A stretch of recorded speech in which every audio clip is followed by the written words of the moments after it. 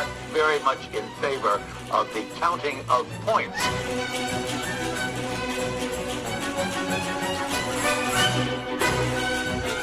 Does it work for you? No.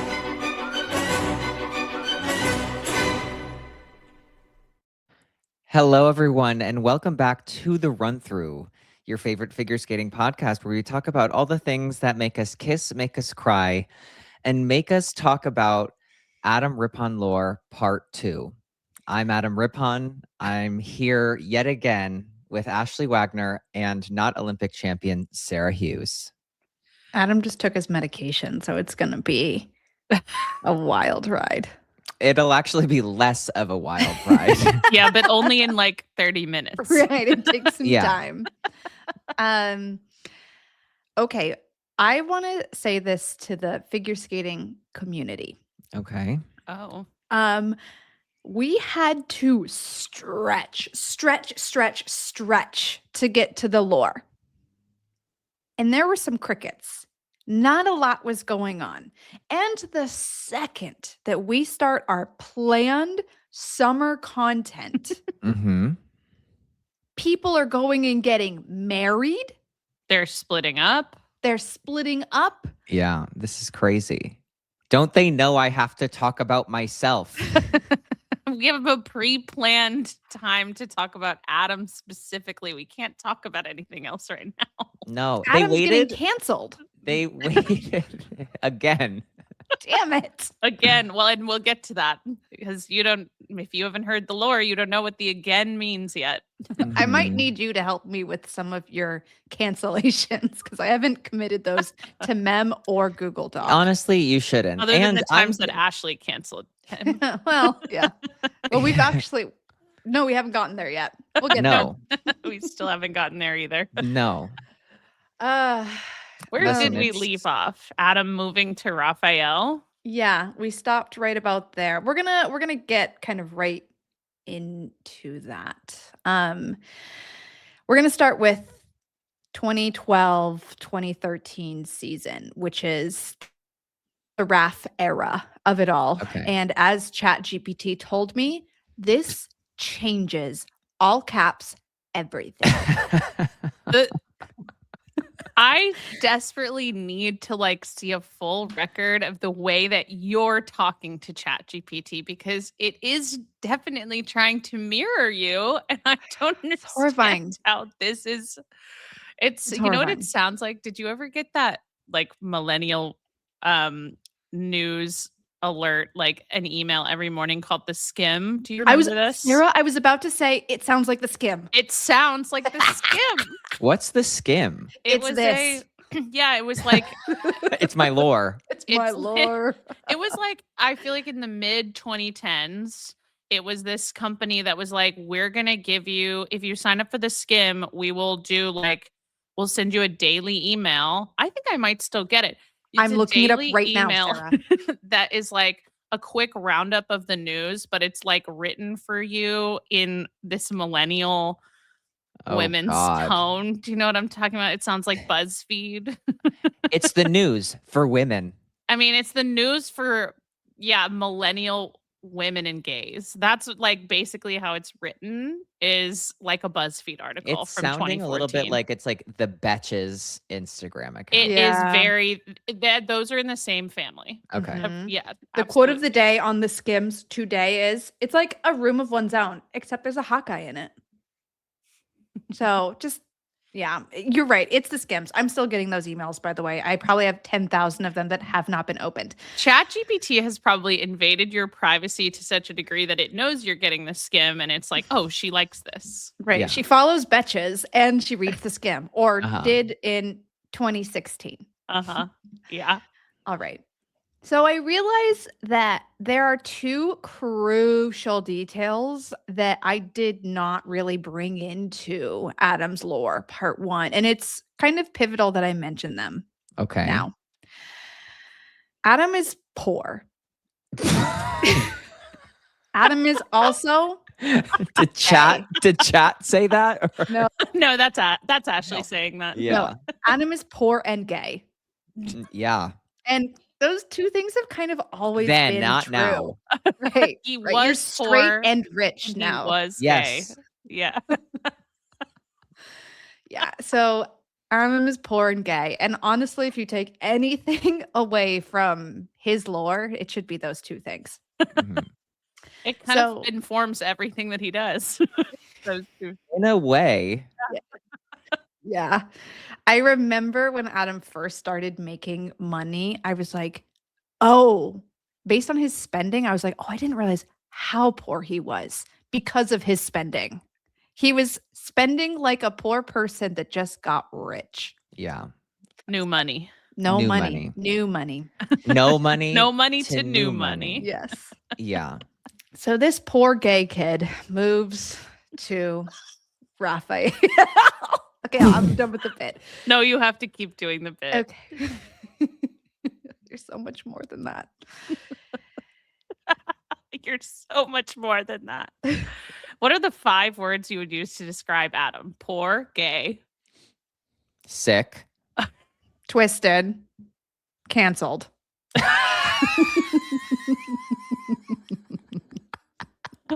It's a good book title. Sick, twisted, and canceled. Those are the 3. Yeah, for sure. There was a time where I had like no money, Yeah. but I never identified as poor.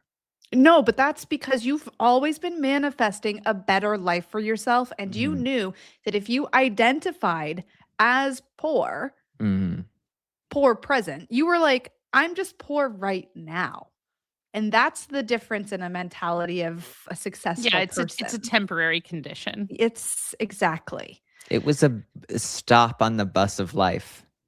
And you And you were on the bus. could barely because you afford didn't have that a bus car. ticket. Exactly.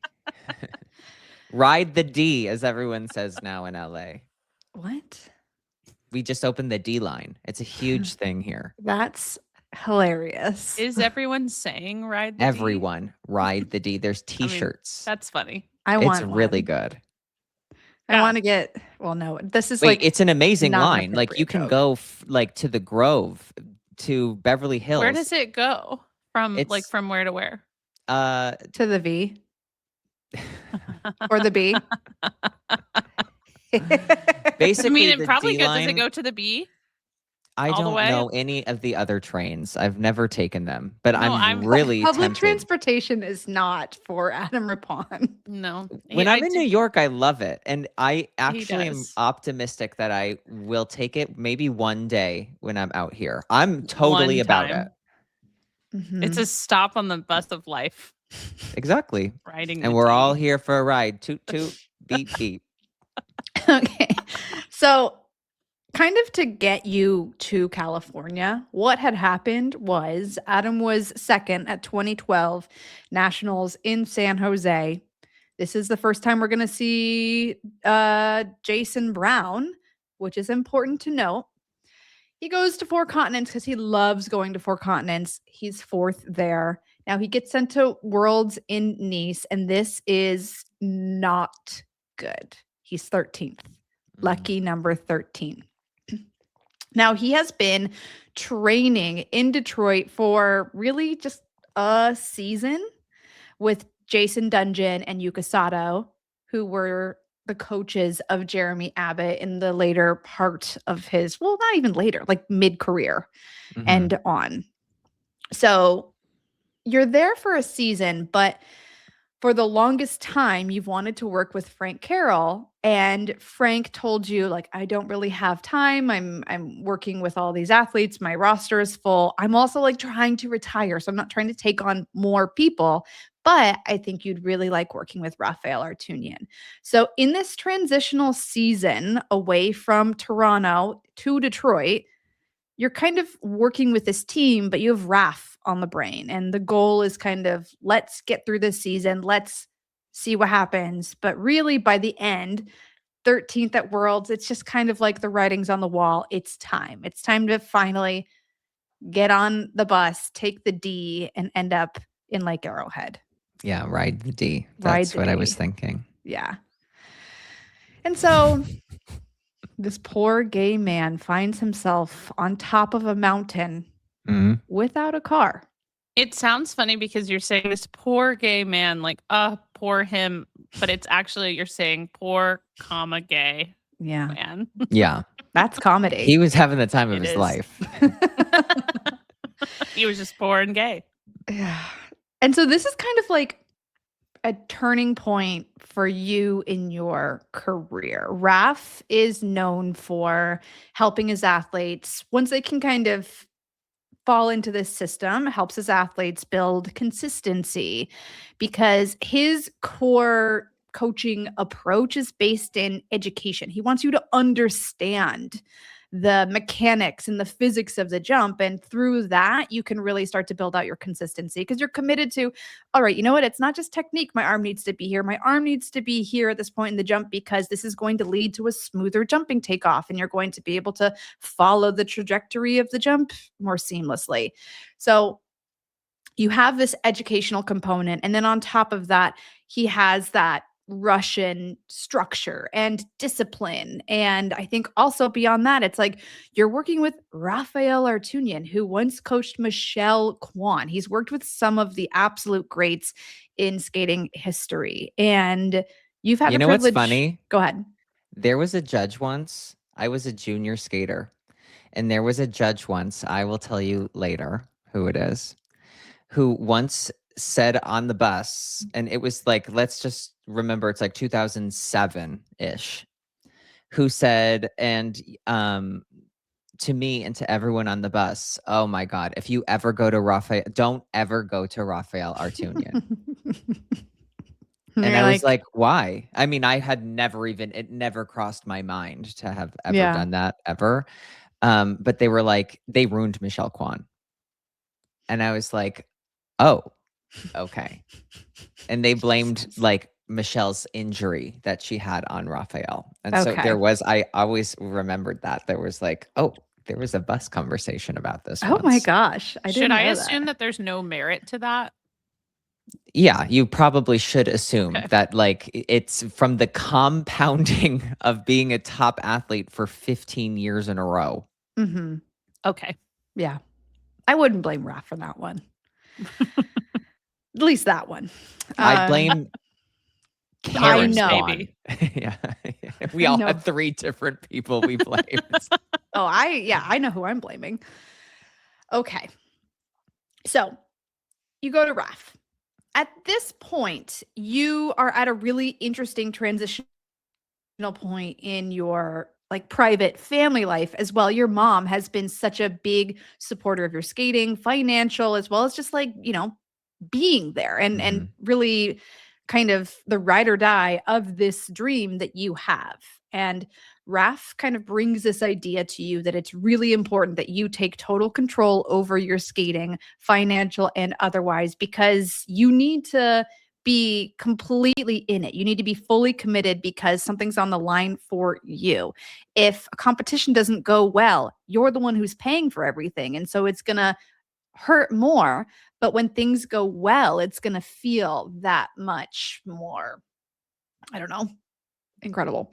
Yeah. I mean, I think the biggest thing was that when you have a parent that wants it so badly for you as well, when it doesn't go well, you feel like you've let them down. And, you know, I'm from a big family. And so I knew that, like, whether my brothers and sisters knew it or not, I knew that there were a lot of sacrifices being made for me. If only just like my mother's time away from them. You know, I was always living away from home, but my mom would, you know, try to come to all of my competitions.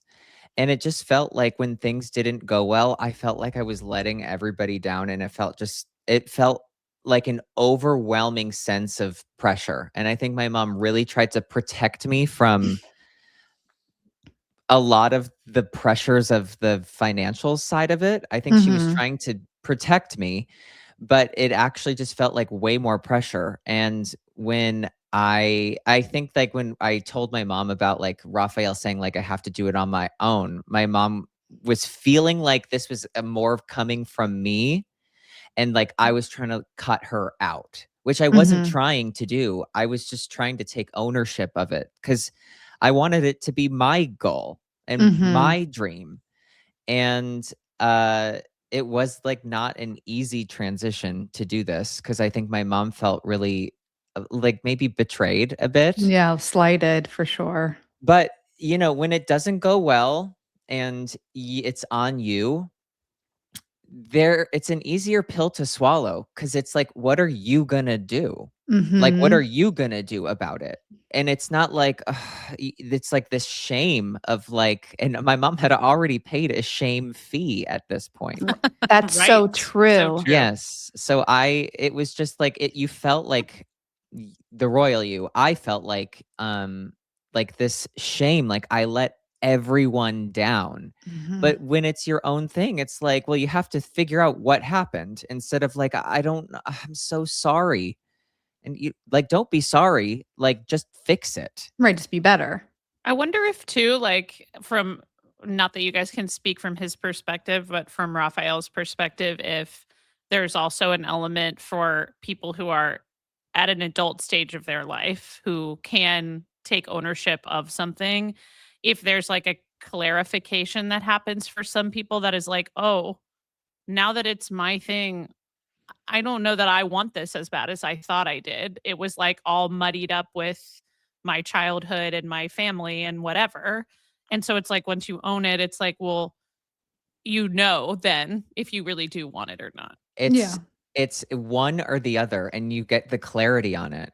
Yeah. It's exactly that, where it's like, because if you really did want it, you'll work for it. You'll make it happen. And if you don't, you'll realize that and be like, well, why am I doing this? Yeah. I also think there's this element, at least for Raph, where he's like, I could either deal with one adult or two, and I'd rather deal with one. Yeah, it's simple math mostly. He's like, I mean, that I adds don't up need to me. Yeah. But when Raphael told me this, I had like a little bit of money in a bank account. My mom was like, "You know what? Good luck." And so I was like, "Okay, here we go." And so I told Raphael like the situation. I was like, I'm going to do this on my own. But this is what I have. This is what I can offer.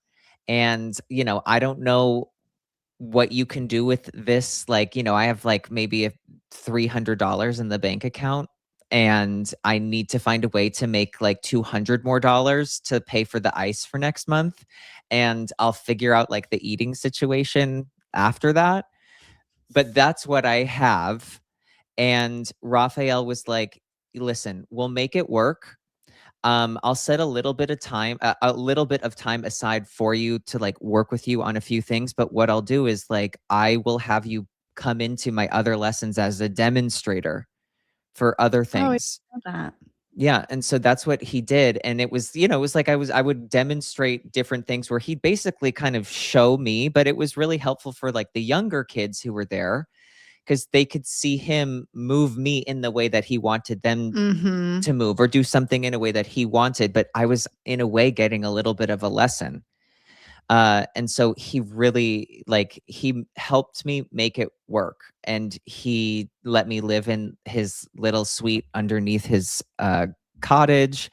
And like I wouldn't he's like my like guardian angel Yeah, for real. I agree. Well, you're basically living in Raph's basement, and this is where you start eating green apples and Tazo tea. Yes. And so Only to be only. clear, those are the Yes. only things. It And wasn't like has some a nuts. treat. Yeah, no. Okay, so we're gonna get into the Grand Prix season. 20 Mhm. minutes in, we are here. So you are skating to Nessun Dorma, and I have this note. And the most embarrassing program of Adam's life, The Incredibles.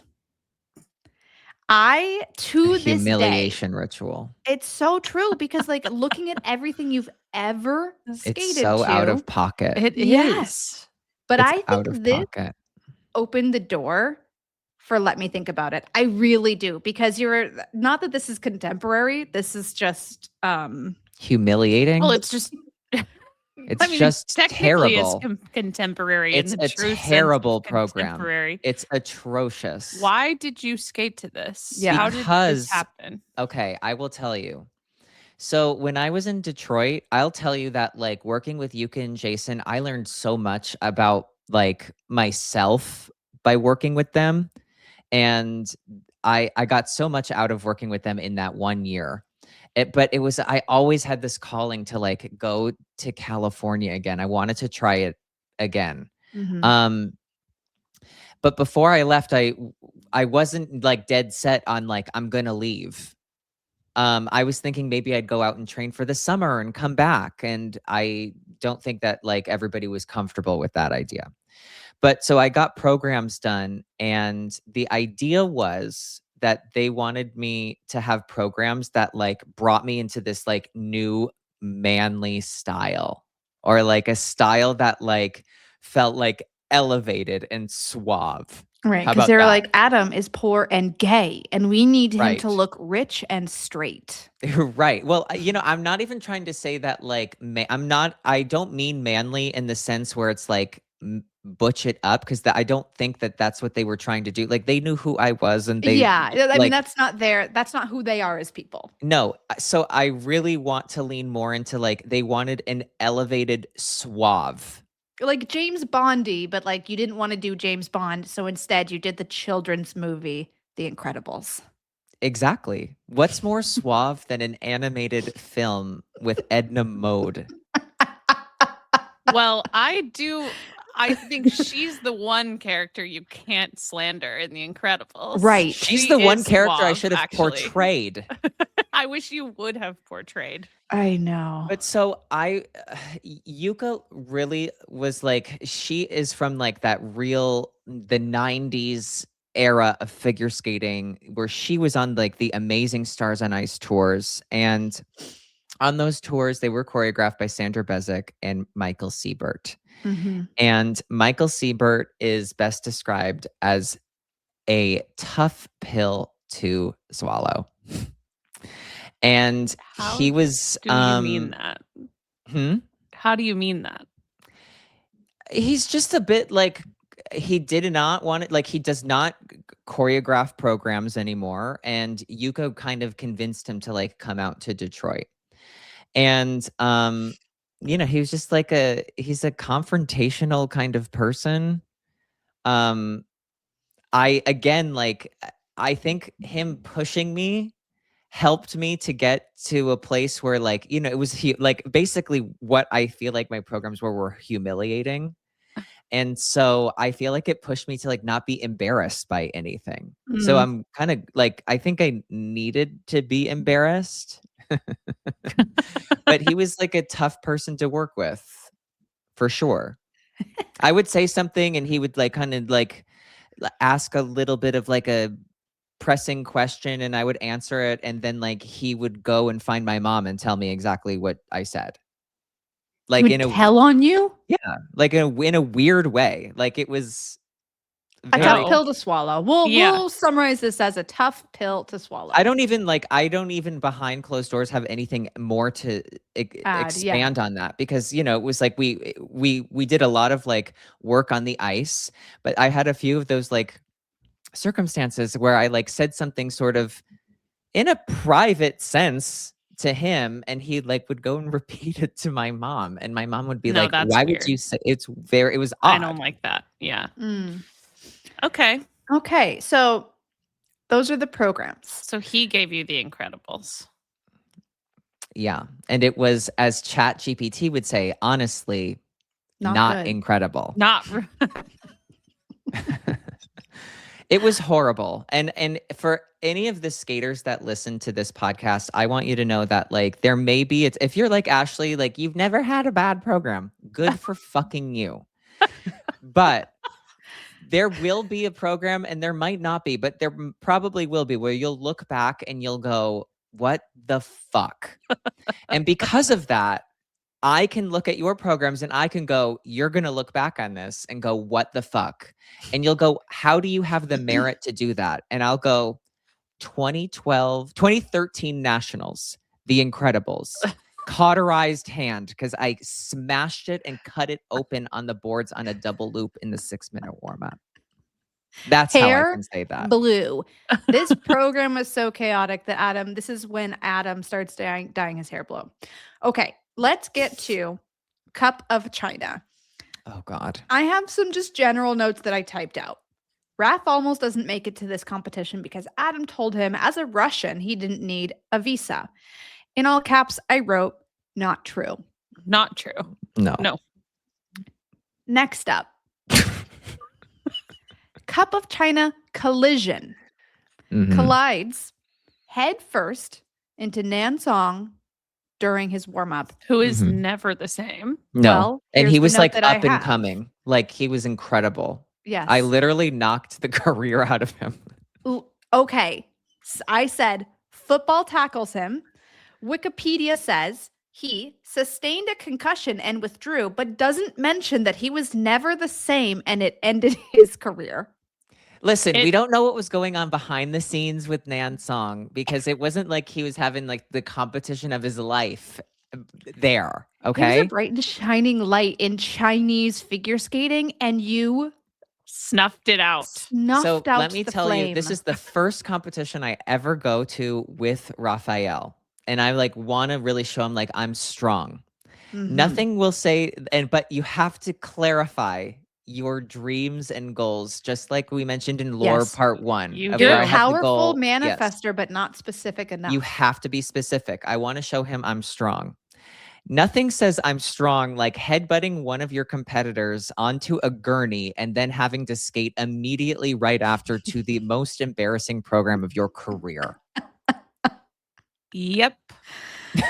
But this was a solid event, and he ends up 4th.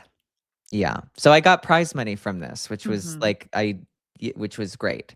And were we at this? We were at this Cup of China together, I think. No, because I No. have a picture with Nance. He continued to skate. It's not like it was like Tiny Tim going out to the Grand Prix again. It was like he was full-bodied and able-bodied. Like it was Full body. He He just was never the imagine same. it's like he's the Right. Venus de Milo, and I'm like, wow, he's very full-bodied. But what I was gonna say is, so like at this Cup of China, there was a banquet. And Tell them. That's what I wanted you to do. Okay. So at this Cup of China, there's a banquet and there's a raffle. And they're raffling off like a Cup of China blanket, a Cup of China suitcase, and blah, blah, blah. And like I'm half paying attention, whatever. And people are going up and they're like grabbing their thing and they're walking back to their seats. Okay. They Uh-huh. pull out the last like raffle. And they're like, and the number is blah, blah, blah. And it's for an iPad. And I win. Mhm. I win the fucking iPad. And so I go up and I'm like, there's a part of me where I'm like, I can't be too celebratory because I just did knock out one of their top athletes. Mhm. So I decide to, I take the iPad. Tiny Tim ended his career. I take the iPad and I go, can I just say a few words? Right. You saw a mic and an opportunity. Yes. And I said, I'm so grateful for my iPad. Thank you so much. And I'm so sorry to Nansung. And everybody's like laughing because he's there now. Like he's there neck in a brace, neck isn't he? brace. And I went up to him. I grabbed one of the Chinese translators and I was like, can you please come with me? I want to apologize to Nan and I want to make sure that like he knows what I'm saying. And I went over to Nansung and he's very like smiley. And I was like, I just want to say I'm so sorry. It was we did not see each other. It was a total accident. We headbutt each other. Like, and I said, I'm so sorry. And he was like, it's completely fine. He's like, I'm gonna be totally good. I'm fine. And the translator was like, he doesn't even remember it. And I was like, he blacked out from that's my skull. awful. Yeah. Ugh. But then the Chinese translator said, whispered it to me, you're much stronger than him. And I went, okay, I think I gotta I'm gonna go. load my iPad and I'm gonna get out. I gotta Right. go. Oh my God. Wow. Okay. So Did you sell the iPad for green apples and ice Oh, I time? kept it. No, because if Oh. you don't, if you have, because if you now don't he has ha- technology. Now Well, he has now I'm money. New rich. money. New New money, money. labels. Ugh. Okay. So let's go to NHK, your second Grand Prix. You end up 8th. Oh, God. Adam and I actually were on the phone last night, and he's like, we're just talking about the lore, and Adam's like, God, I didn't realize how like up and down my career was. It never feels that way. It's just like, I'll just get him next time. That's what I was telling Ashley. I was like, it doesn't feel like that. But then, like, when she's like putting the writing on the wall, I'm like, these results are what some would call Up and down. inconsistent. Okay, so with this information, it's starting to feel like, okay, how is this gonna work? And like, when is he gonna like live up to this promise, find some consistency? And I'm wondering now too. Will he ever find it? okay, so we go into 2013 nationals, and you end up 5th. Mm. So again, not With where the you want to be. aforementioned cut on his hand from the double loop in the Yes. 6-minute warm up. Yes. Who won that year? Max Aaron. Oh, Mhm. right. Is that the Tron program? This was West Side Story. Okay. I don't know. Maybe he did Tron in the short program. I don't remember, but he did West Side Story. So it feels like a transitional year. Like that kind of a result. It's not like, whoa, this is exactly what I wanted. But at the same time, like you have a new coach. You've just had, 2 coaches in 2 seasons. So like not the most concerning, but it's time to get it together because we're, leading into the Olympics are coming. Olympics. Yeah. So you go to your favorite event, 4 continents, but you withdraw because weak ankle injury. Yeah, I was actually like starting to land, like everything was kind of coming together with Rafael. I was starting to land a quad toe pretty like somewhat semi-consistently. And as soon as I was like invigorated by like nationals because I skated well. But obviously these programs are scoring horribly. I'm a grown man skating as a superhero cartoon. There's only so much an international and domestic panel can do with that. Right. But I was starting to like really like things were starting to click with Rafael a little bit. And so I remembered like one of the first run-throughs I did when I got home, I did this like quad toe, I 2-footed it and was just like, ouch, ouch, ouch. Oh no. And so sprained my ankle. Weak ankles. They'll get you. Well, when you're eating green apples and Tazo tea, Yeah. It's a is not precursor helping. to Yeah. to brittle bones. It's a pre-existing Yes. condition. Yeah. Osteoporosis. Okay, so now we're headed into Olympic season, and this is going to be the summer that I move up and start training with Rafael. So now we're up in Lake Arrowhead training together. We are living in a Scandinavian family's apartment, and we're sleeping in the same bed, separated by this like massive stuffed panda. Like I remember Oh my God, right. every night I would like look over the panda and be like, good night. And then like a married couple, we would go to bed. Yeah. And We were like Grandpa Joe and Willy Wonka. yes. Except you had to get out of the bed every morning. Yeah. Not just when like my grandson would find a golden bar of chocolate.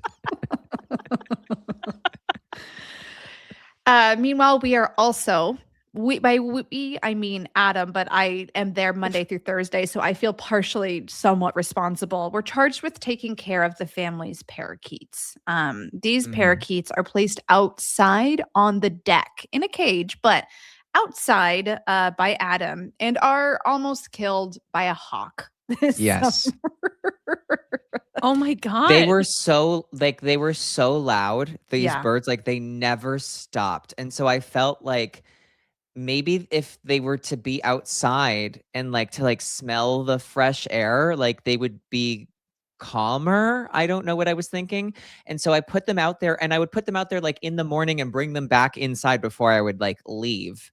But the cage. Okay, so the family wasn't there at all. It was just the two of you there? Yes, they were out. They were like away in Sweden for the entire summer, but had Got this it. house in Lake Arrowhead. Okay, but only one bed.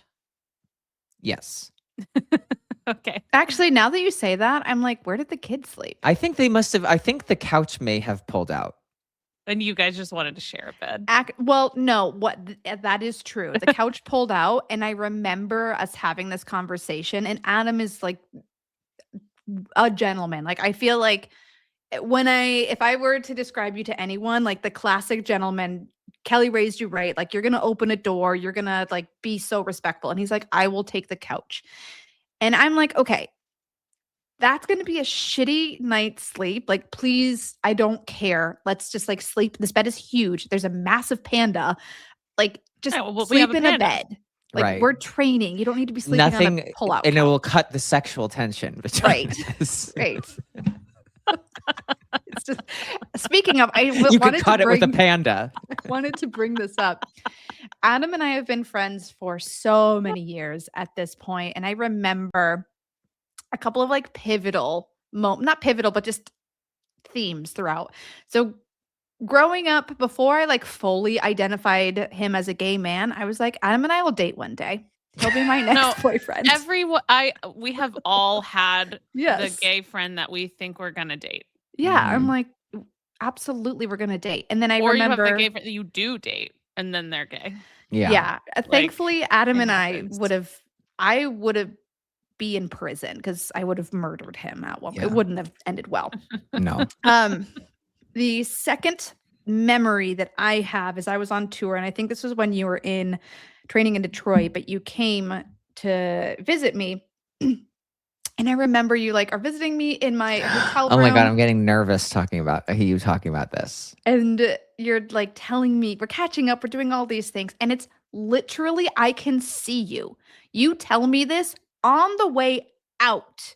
Like, we've had this whole hangout, and you're telling me all these like new things that are happening. And you're like, by the way, I think I'm bi. Mm-hmm. And I was like, okay, cool. Like, amazing. And I remember shutting the door and being like, he's gay. I mean, Which is not, listen, like Yeah. being bi is a thing, but with Being Adam, bi as is soon real. as he took that step, I was like, he's yeah. gay.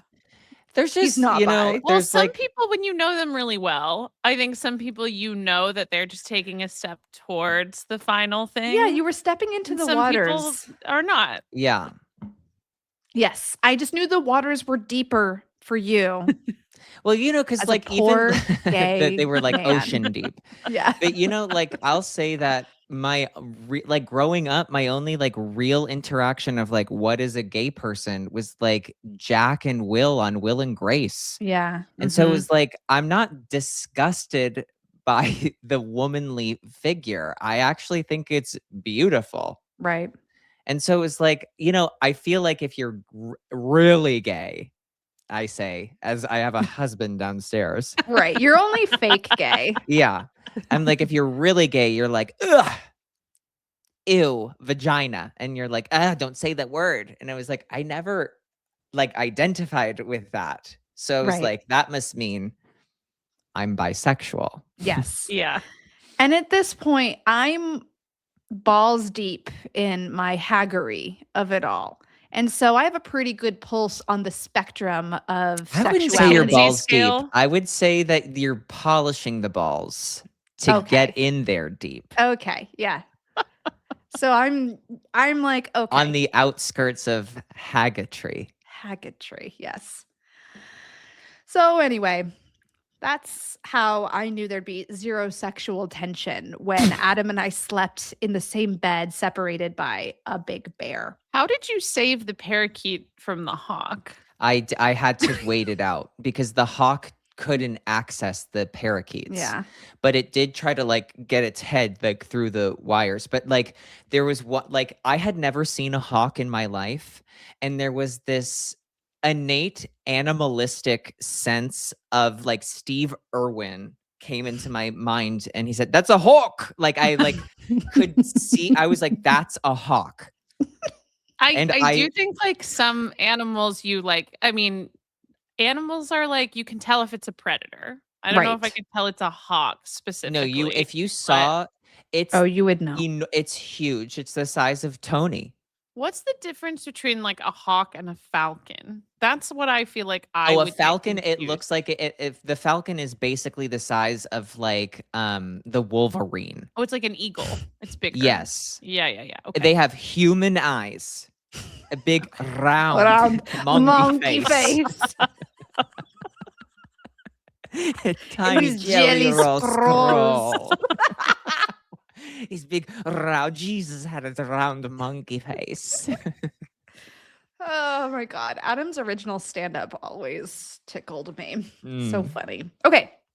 So we're training, summer's going fine, but then it gets to this point where ice time is just really not what we need it to be. And it's time for Rafael to move off the mountain.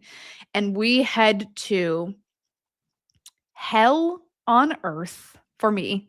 Ashley hated it here. She Fuck really this did. place. Fuck this place. And you know what? To the people in there, I don't have many nice things to say to you either, except for Karen Kwan. You're an angel and I love you. But Artesia. Mhm. Ugh, I literally I have get fonder hives. memories than Ashley does, but I will say that this was instigated a lot by like notorious now predator Peter Obergard. Mhm. So Yeah. we are moving off the hill. We are going to Artesia. We are stealing hotel towels so that we can have towels wherever we move to. Why were we stealing towels? Because I Borrowed had a few towels. things from the Lake Arrowhead Resort. I did what needed to be done because at the Lake Arrowhead Resort, it was the only gym in Lake Arrowhead. So you had to Mhm. join the hotel gym. And it wasn't cheap. It was like $50 a month. And listen, I know that's no Equinox, but like $50 a month, it was not something that I like could play around with. Yeah. So at that gym, because it was a resort, that's where I would get the apples. They had a Mhm. bowl of apples there. So I'd take like 4 or 5 of them. They had the Tezo tea. I went, that's going to be a delicious dinner. So I'd grab a bunch of the Tezo tea. And they also I would grab a towel and be like, "Oh, I forgot it in my bag. Sorry, I forgot I put a bunch of apples in a towel and then put that in my bag." Easy to forget. Easy. Yes. Happens to anyone. It's happened to bigger people than me, I'm sure. Yes, absolutely. Okay, so we are now training full time in Artesia, and you are skating to Carmen, and this is your afternoon of a fawn program, which just, oh, this is a masterpiece. Truly, I'm I sad think that I was bad to it. I am too. The way that I feel about my Muse program is how I feel. Like, I feel like it's the equivalent for you, this program. Afternoon of a Fawn, it's just like a very fully fleshed out and realized Adam Rippon. He's returning to something that's just classic and beautiful. This is very much your era of like, I'm beautiful and I'm going to let everyone know it. Mm-hmm. You know, We're still waiting for that era to end. Yeah. It never will. We're gonna ride right into the hellscape. So when I was at nationals with Rafael in 2013. The one skater Rafael could not stop talking about was Alex Johnson. He Mhm. could not stop talking about how amazing he thought Alex Johnson was and how incredible his programs were. And because of Alex, Rafael was like, you need to go and work with Tom Dixon on Mhm. your programs for the next season. And so that's why I went and I worked with Tom Dixon, was because Rafael was so enamored with I think Alex skated to like a Beatles medley that year. But he had an amazing skate, but I mean Alex is just like one of the best His skaters. understanding of movement is insane. Alex Johnson choreographed La Yuna La Aoki's Land. La La Land, Yes. which is just like another work of art. So just people who get movement, we love them.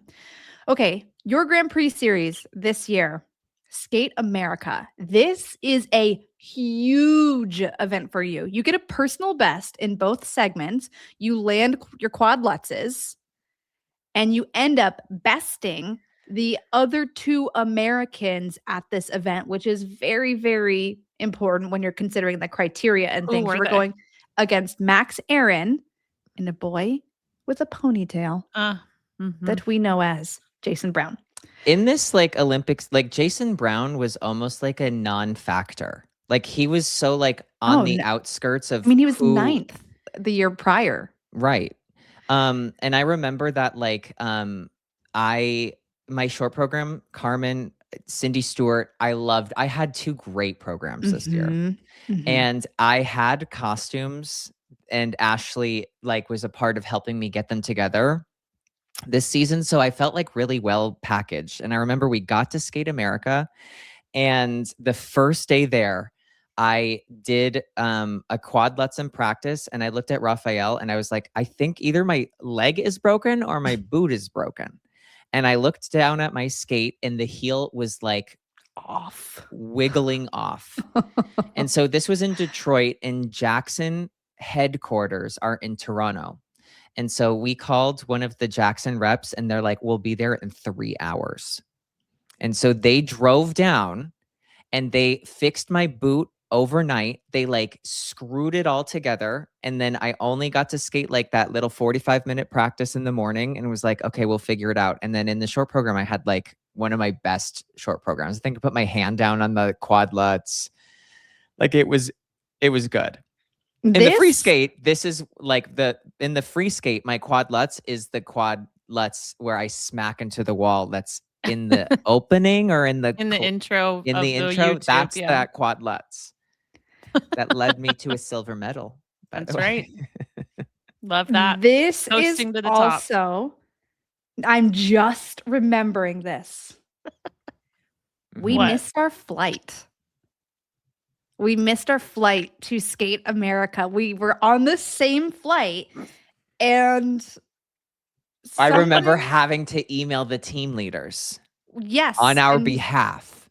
Why did we miss it? I don't know, but we missed it. That's right. I'm trying. There's a picture of us. We'll have to find it and post it. But there's a picture of us at the airport. That You have no idea why you missed it? I can't remember what happened, but I remember being like, Ashley, it wasn't my fault. And she was really determined to tell me it was my fault. I remember. I remember that, but I don't remember why. If I was determined to tell you that it was your fault, it was. It might have been. That being said, things go great here. You end up second. So it's Tatsuki Machida, Adam, and then Max Aaron in third. So Olympic conversation is alive and well again, because we're like, okay, here we go.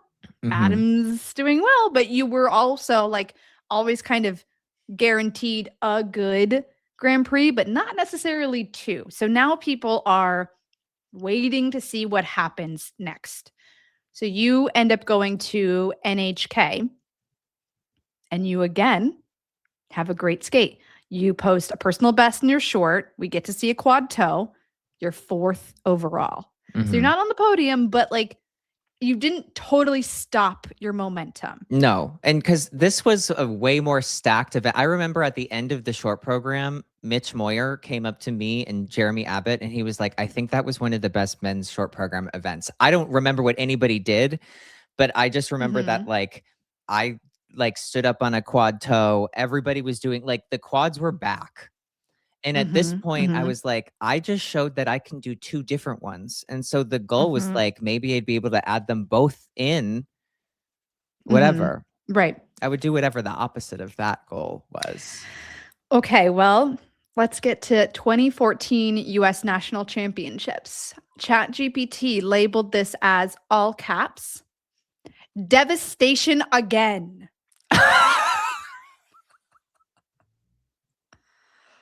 No. Again? This Yeah, is crazy. I Yeah. know.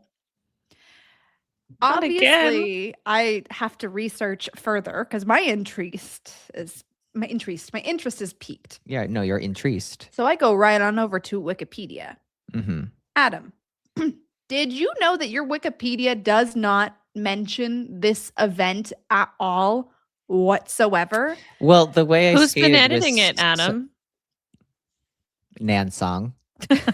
He doesn't remember it. He doesn't remember it.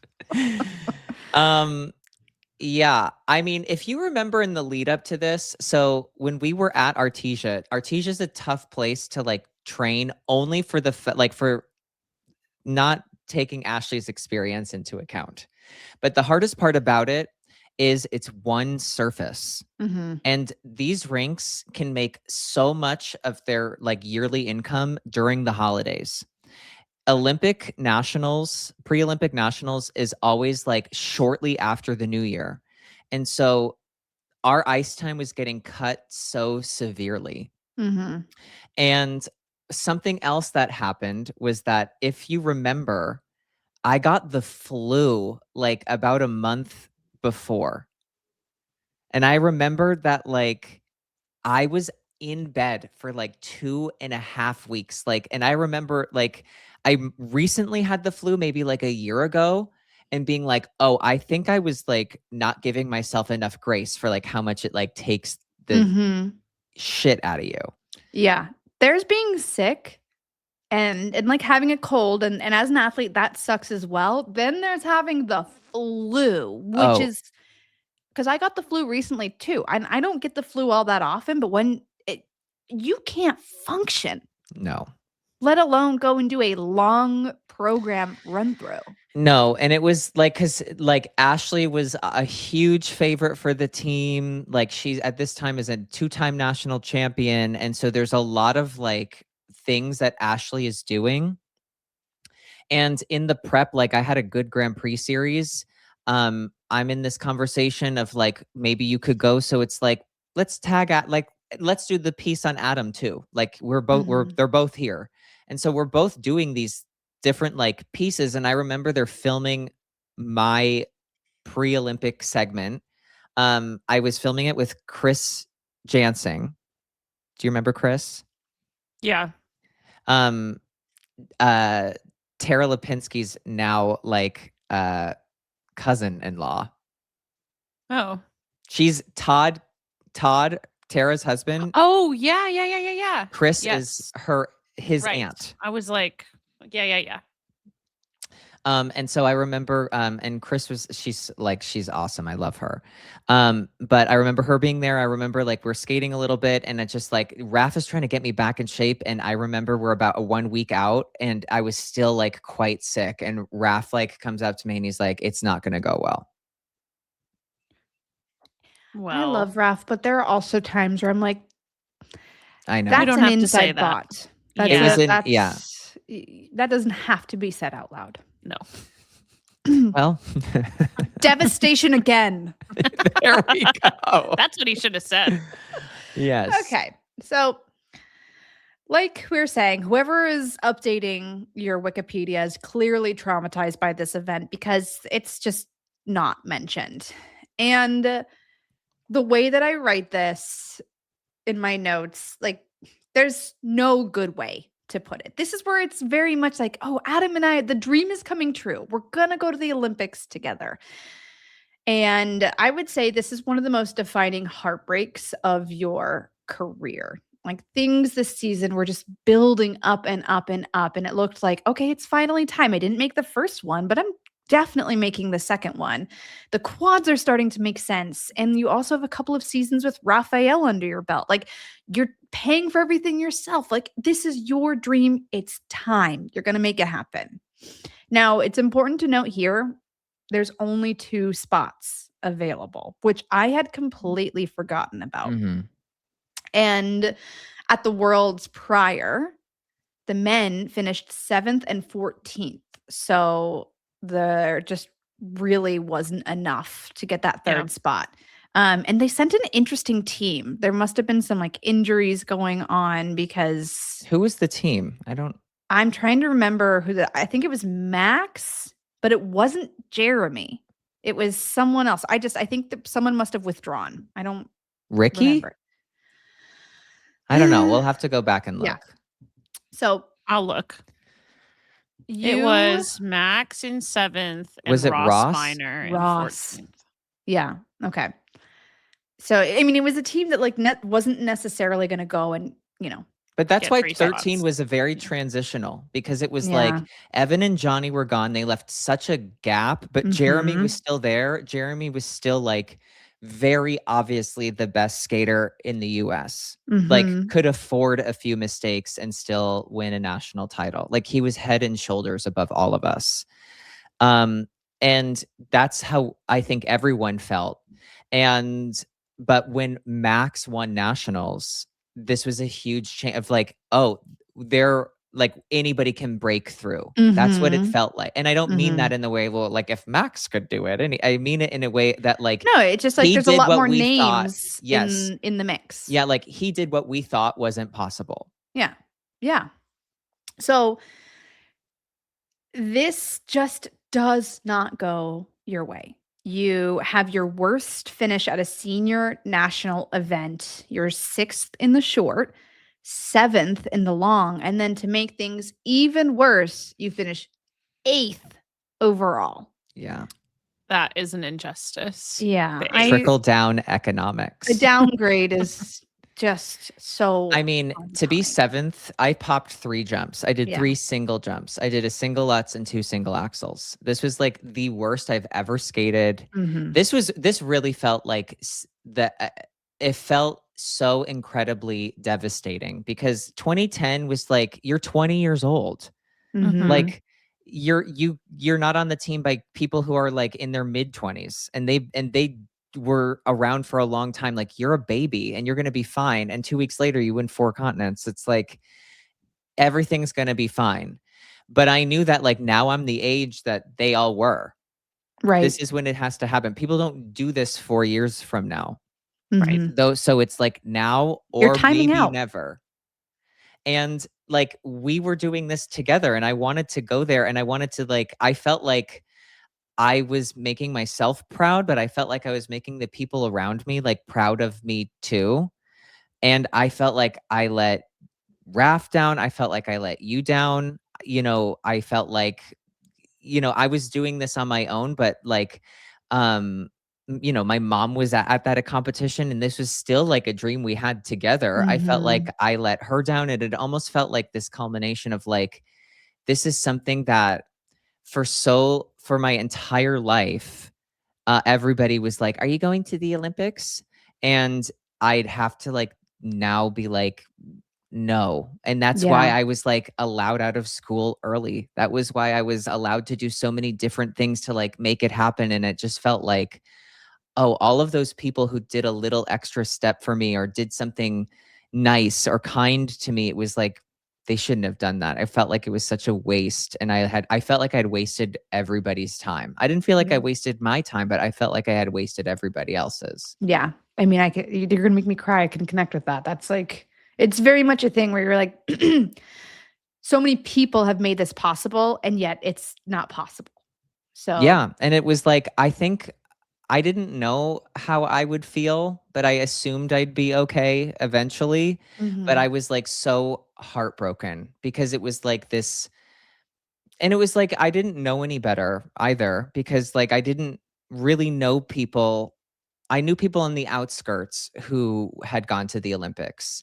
But it's too bad that this isn't in my Wikipedia page, because it's like it's like a life defining moment of Mhm. mine. It's Yeah. something I would never take back or want to redo. Yeah. I learned so much from this thing, and it's like I know when a lot of people talk about like career defining moments, they talk about like a successful moment where like it all feels like it came together.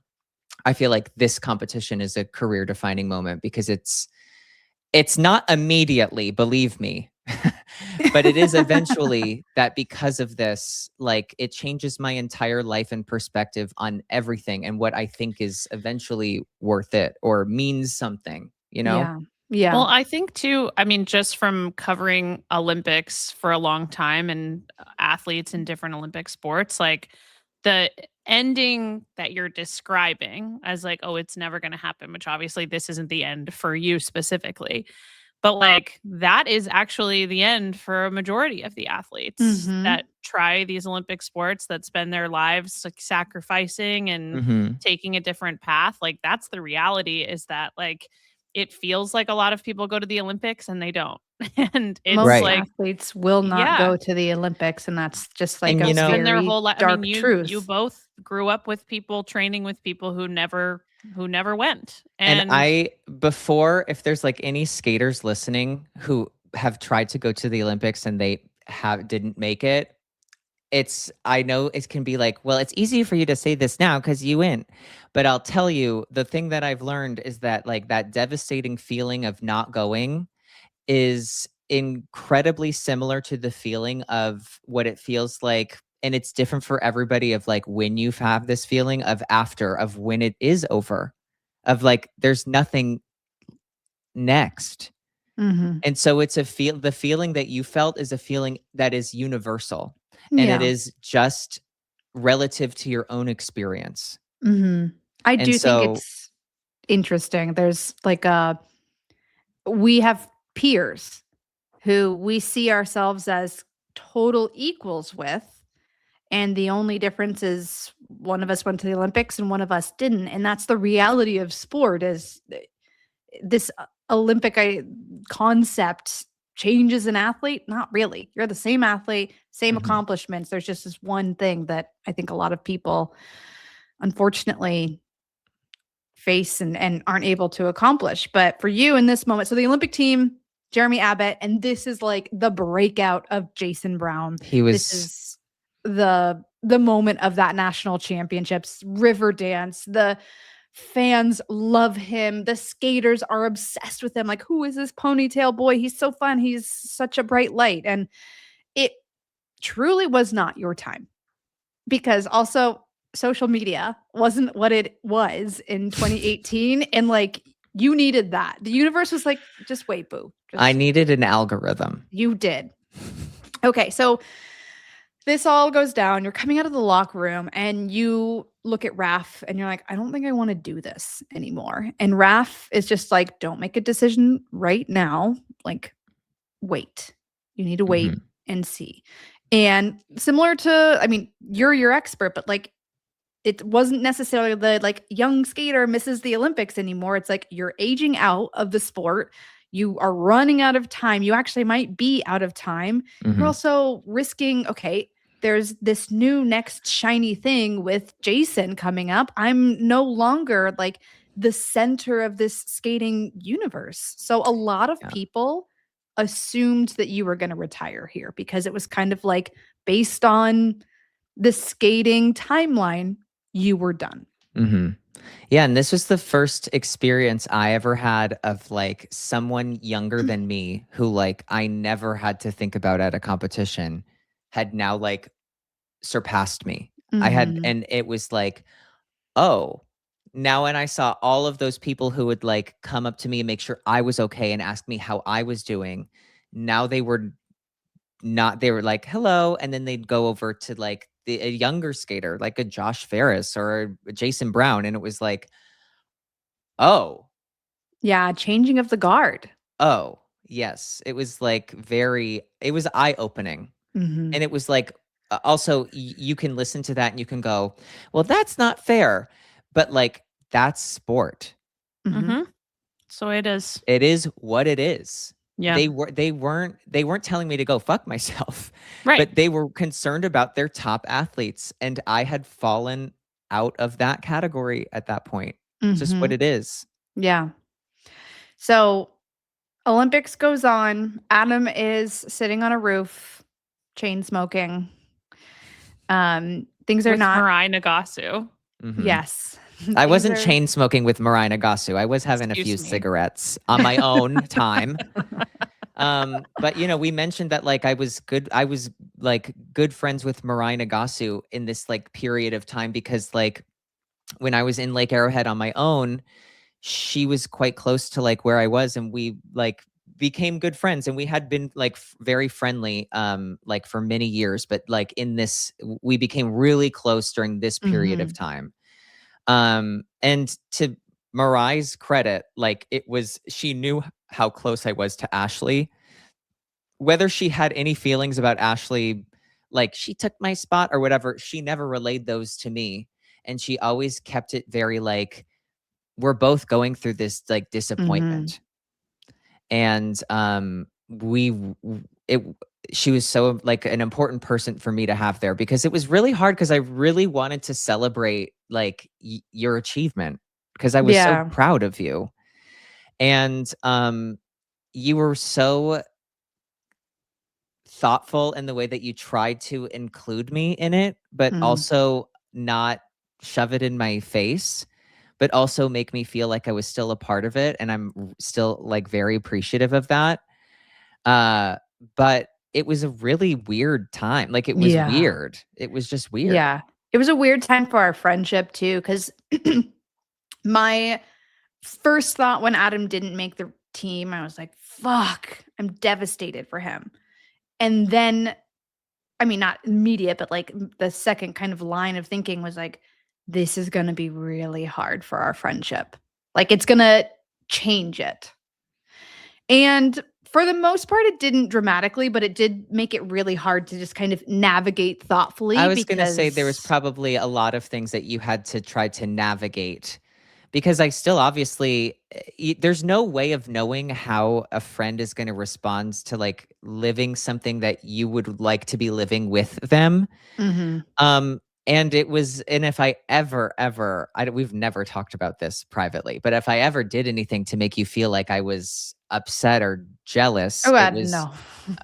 okay. But it was always, if I ever did, it was only a reflection of like my own disappointment. I was so, and still am so proud of like. Thanks. You're welcome. We did great. Okay. So Adam finishes out this season, not on the team. The season is done here.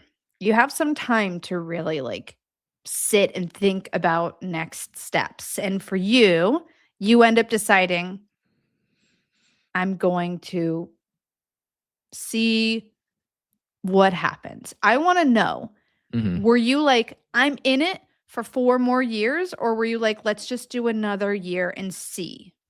It felt a little like, I don't think I should, like I was following my intuition, and my intuition was telling me like, don't stop. But my heart like wasn't in it. And something like another, like, because this was a time, and I think that like the people close to me, like you and Mariah specifically, both, like Mariah was in it. I could see it like immediately. I see like we would be at the rink and they'd be showing the Olympics. Like I remember they were like playing the women's event, and I'd be like standing and I was watching it.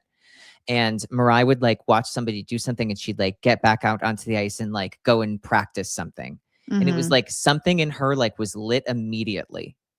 And with me, it was just like, I didn't know what to do, but it just felt like, I don't know if I should stop, because I still like it. I'd had moments of like, but I really like this training and everything. And so in this like lead up, you and Mariah both asked me to do programs for you.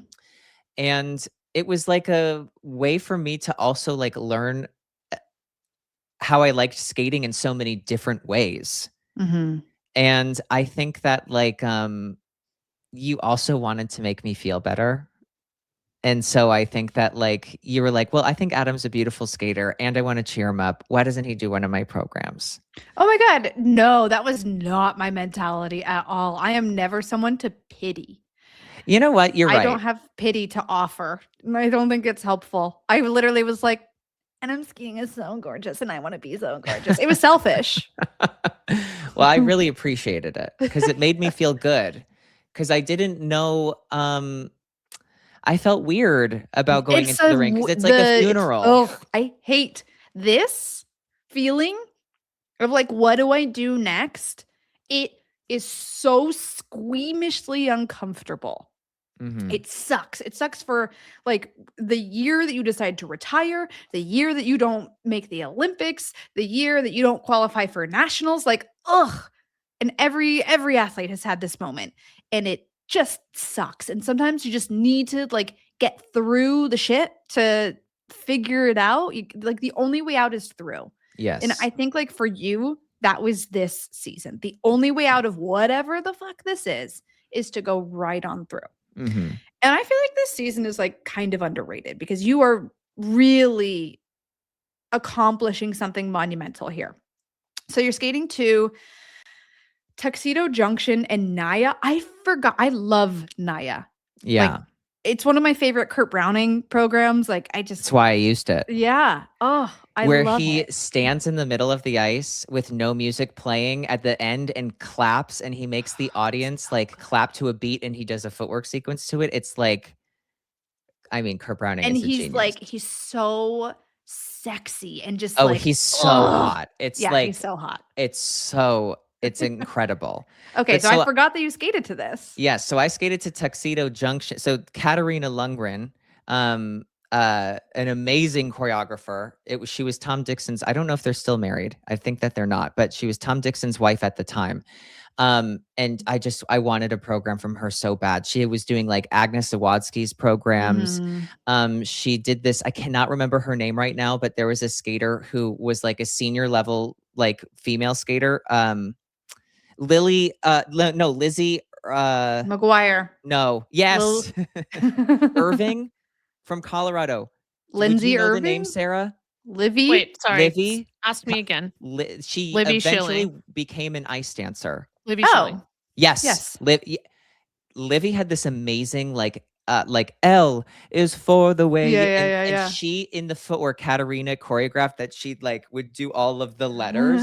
Yeah. And you like didn't notice unless you noticed. Right. And it was like, oh my God, it was so stupid genius. And Katarina made this Tuxedo Junction program that like was great, but it was like I was getting nightmares of like The Incredibles because it was a little jazzy. And so I remember I go to my first Grand Prix, I get fucking dead fucking last in the short program. Yeah, 10. It was the Grand Prix were awful. Again, only way out is through. Yes, and it was like I was skating like somebody who didn't know what they were doing or why they were there. Until it's a few weeks before nationals. Ashley and Raph are like really busy right now. You're getting ready for a Grand Prix final, I think. And so I go to one of my friends' houses for Thanksgiving, and I've known this girl for like years. It's Bianca Butler. And so I've known Bianca for years. We went to this first Triglav trophy together, Ashley's first and my first international gold medals. And I remember that like Bianca's mom, and again, like they're like family. And she was like, so what are you thinking of doing? And Bianca had just started doing Disney on Ice. And she started skating with now like the father of her children, this guy, Dennis.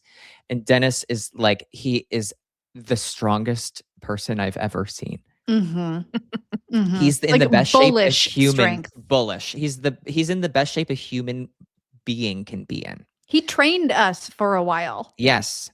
And so I remember that I was at Thanksgiving, and Bianca's mom looked at me and she was like, you have to pull it together because this is getting really sad. And it was like, it's so good to hear that, though. No, so good to hear like that. I needed it. And it matters that it comes from the right person too. Yeah. Like if the wrong person says that to you, and sometimes it can be someone really close to you is like the wrong person to hear it from. Like sometimes that like, not that she's like a second tier person because you know her so well, but it's like not someone you're seeing every day kind of thing who is like I know her observing it. Yes. And you're like, oh, if that person's seeing it that way, then it really is. And I know her as a person who like doesn't just like sit, like she doesn't say like, oh, sorry, I said that. Like she says things that like she's really feeling. And the delivery of it was just so cutting and just it was kind in the way that she like said it to me. And she was like, you should just, because at this time also Nathan is skating, like he's starting to like really become the Nathan Chen. Mm-hmm. He's going through his own growing pains, but like at this time, Rafael's like, it's time to shift focus. Yeah. And so he's letting me figure it out on my own. And I'm kind of proving to him that it's like, I'm going to eventually like fade out. And so I'm like, you know what, Rafael, he's not going to care. And so I remember Bianca's mom was like, you should just like go to the track and work with Dennis and he'll like train you. And I was like, you know what? Why don't I just end it all at Nationals in 2015? It'll be the last competition I ever do. And if I fall a fucking million times, who cares? But I'm going to just try my best. We'll leave it at that. No regrets. Because up to this point in my career, anytime I had like made a mistake, I always felt like, oh, if I'd only done this or if I'd only done that. And when you just give your best and you make a mistake, it's like, well, I couldn't have done anything. I could do something different, but I couldn't have done it any better. And I was like, that's going to be my mentality. And I'm just going to like, fuck everything.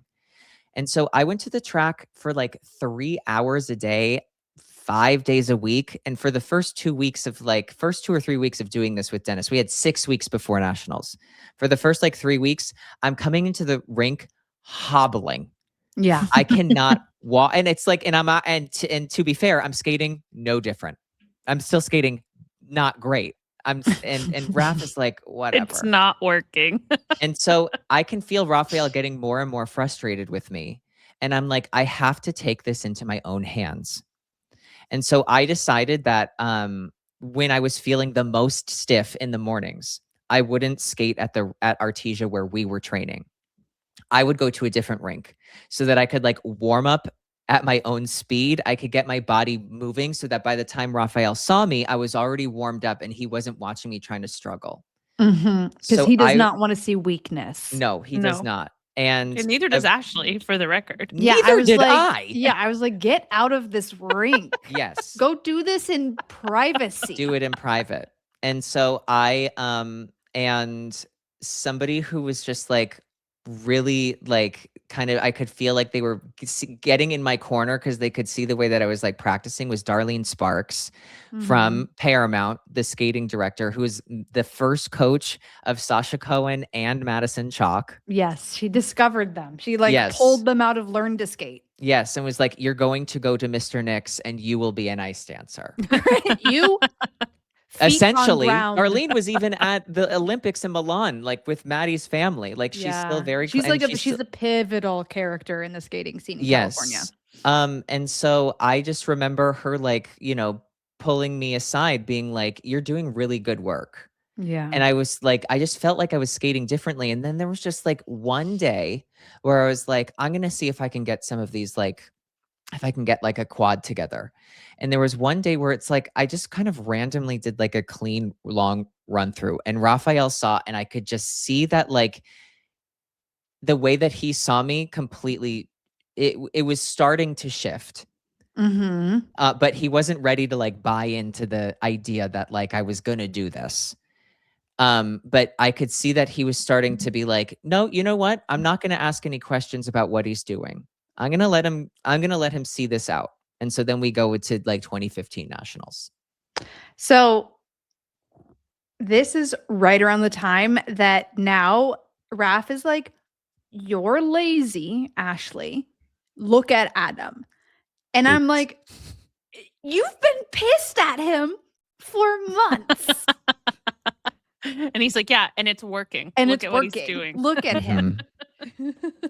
That's always the problem with Rafael getting mad at you, is that like it always worked out for him.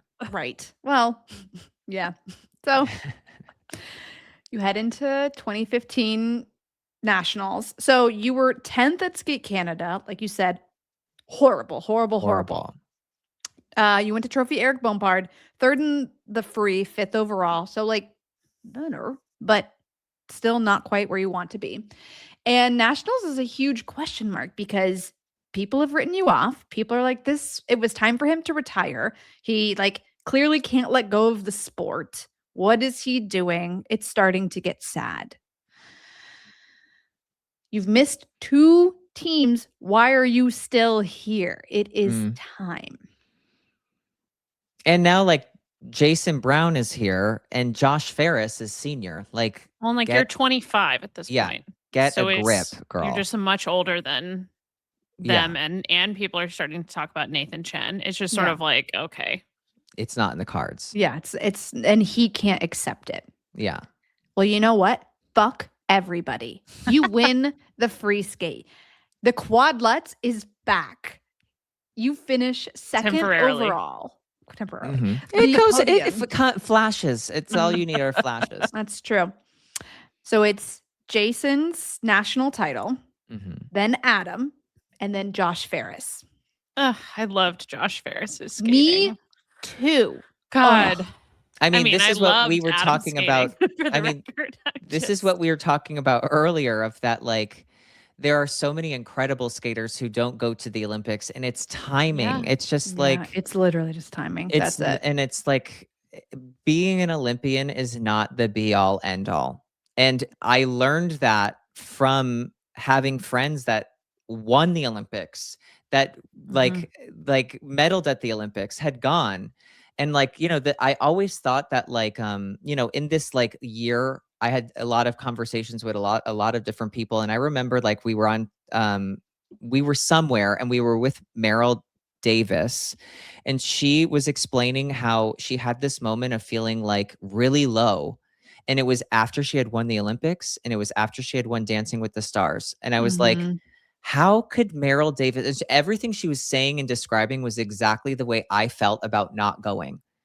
What's next? I don't know what I'm good at. I don't know what I'm going to do next. I don't know who I am. I don't know. Do I feel comfortable being at the rink? And it was like, how is it possible? And that's where I really learned. And also through like, you still were my friend.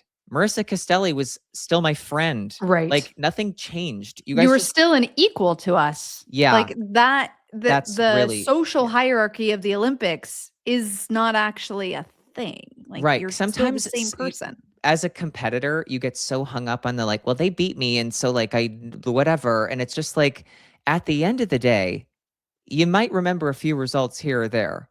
Or if you're me, none. Right. And if you're me, you'll realize you were 13th at a world championships. But at least you're a niece. Exactly.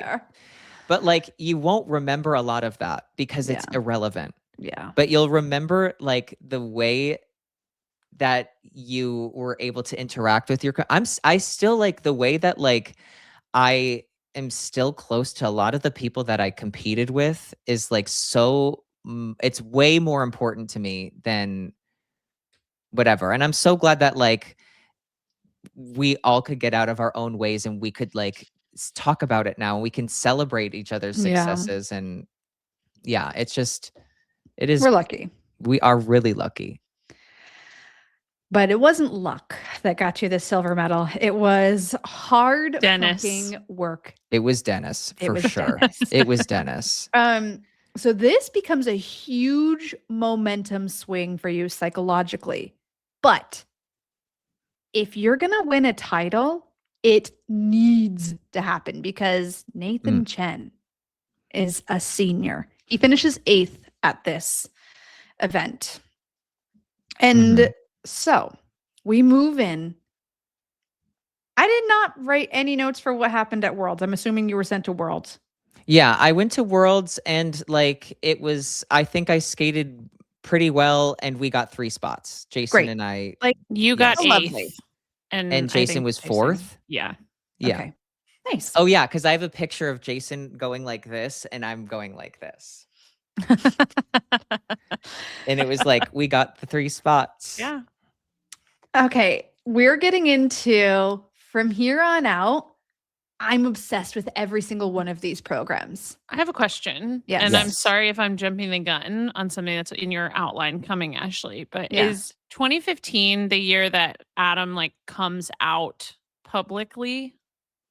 That's Am I what I was remembering that going correctly? to ask you, Adam, because you came out publicly to me in a hotel room. So I Yeah. Well, don't right. I like That's what never I'm saying. Privately publicly, in a hotel room. the Right. like press coming out. So quote this Yeah. unquote. is how this goes. So like I just to like give you a lay of the land of like where we are in time. It's 2015. Right now I'm starting to see a lot of like you know, pretty recently, and like rest in peace Jason Collins. He just passed away.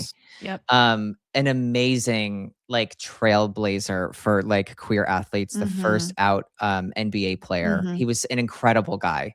And so kind. But he just comes out a few years earlier. Then there's Robbie Rogers, a soccer player who had just come out. And YouTube is starting to be like a really like a bigger thing. And I'm starting to watch all these like coming out like videos. And I at this point had been like out to my friends for like a few years. Mhm. And I remember that it was becoming, and I remember in the lead up to Sochi that I remember that they had asked me to do like a like one of those like pieces on me. And they wanted to do one of these pieces on me after they had met Ashley, and Ashley wanted me to be a part of hers, of like, you know, I'm part of her support team and we're going to the beach together and whatever. And they got to meet me. And I think that they saw like an interesting story of like, oh, we could talk. This kid could potentially be on the 2014 Olympic team and he's gay. This will be a really interesting perspective. And I remember that like I sat down and I was doing my interview and Chris pulled me aside and she was like, the producer wants me to ask you about this. And I was like, you know, I think that I don't, because at this time the conversation was very unclear of like what would happen. Because Mhm. the US OC was telling us like, whatever you say, like we can't protect That's you on from you. what. We can't back you Yes. up. We'll do what Russia we can had do. at the time, 2014, Russia had very strict anti-gay propaganda laws, and it was a huge talking point leading into Yeah. these games. The athletes' safety could not be guaranteed. And so Yes. going into this, it was a huge risk for queer athletes to be out publicly. And during this Winter Games, we have no openly publicly out queer athletes competing. And I remember when I got asked that question, it was like not on camera. And I said, you know what? Like, I think I'd be open to talking about it once I was done competing at the Mhm. Olympics. But before I don't know if I'm going to put any of my teammates in danger. I don't know. Like, I just don't know. I don't think it's like a safe thing to do. And Chris was like incredibly gracious. And she was Mhm. like, you know, I'll tiptoe around it. And then like, Do if you what can you figure want. out a way to like, you know, skirt like get us to another point, then let's do that. So it's like she can kind of be like, I tried, to her producer. Right. Yeah. And so I was like, okay, and I'm really grateful she did that. But like after like I went into the 2015 nationals being like, I'm gonna just fucking do whatever I'm gonna do my best, whatever that fucking is, Mhm. and I'm not gonna give a shit. And I became empowered by that, where it was like, oh my God, the way I felt at that competition is the way that I want to feel at all of them. Or like, Mhm. I don't want to have any regrets. And I would have felt the same if I had fallen on every jump. Like I would have given it my all. And that's all that I could do. I would have had nothing more to give. And it is what it is. Mhm. And so I said, all right, now if I'm going to continue, and I was not thinking about the Olympics in 4 years. I was just thinking like one thing at a time because I was enjoying it. Mhm. And I said, I'm going to go back and I'm going to redo all of those things that I wish I had done differently. And one of them, and it weighed really heavy on me, that I never said anything about being like a gay person with the potential to go to Russia. It really bothered me that I didn't speak out about it, because it meant a lot to me the way that Ashley was so vocal. And it like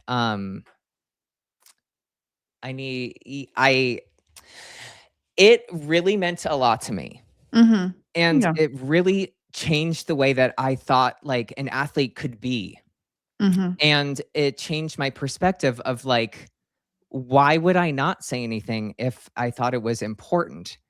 And so I was like, well, red lips for Wagner. I should wear my I'm poor and gay. yes. And so at this time I was just known as poor. And so I was like, I'm going to redo all of those things. So in 2015, I have my huge like nationals moment.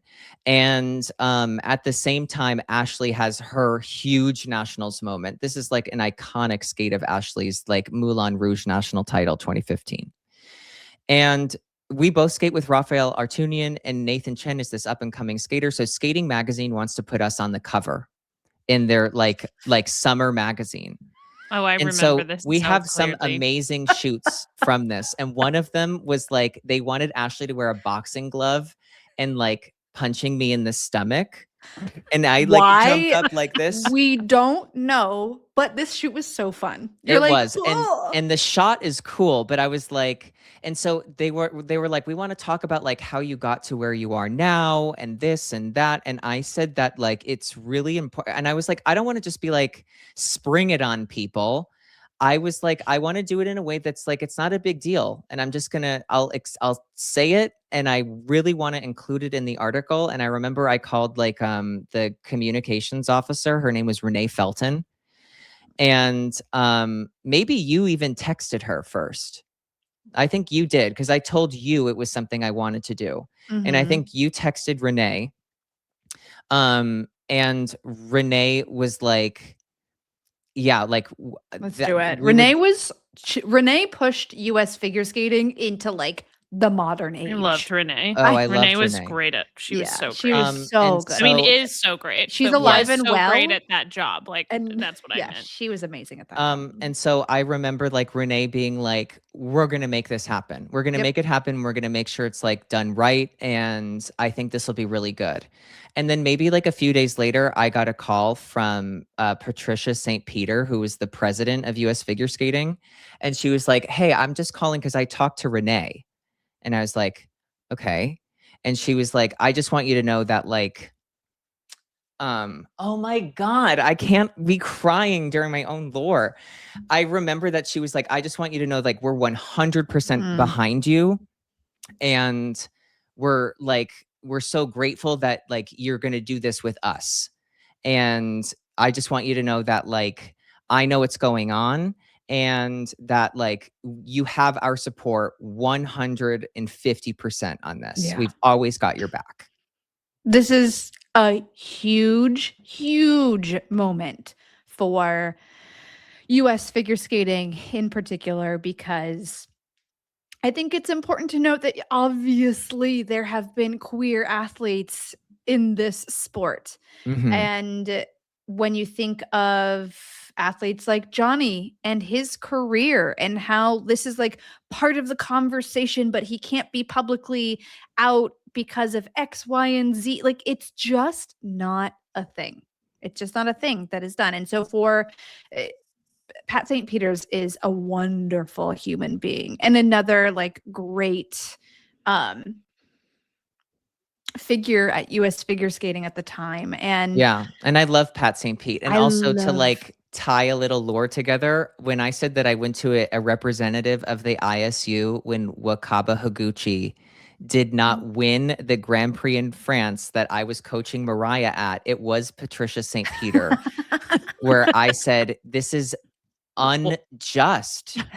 What did I just watch? Like, you have to explain it to me in Right. detail. How did she not win this event by many points? And so it was Pat St. Pete. And she was like, well, you're gay. Yeah.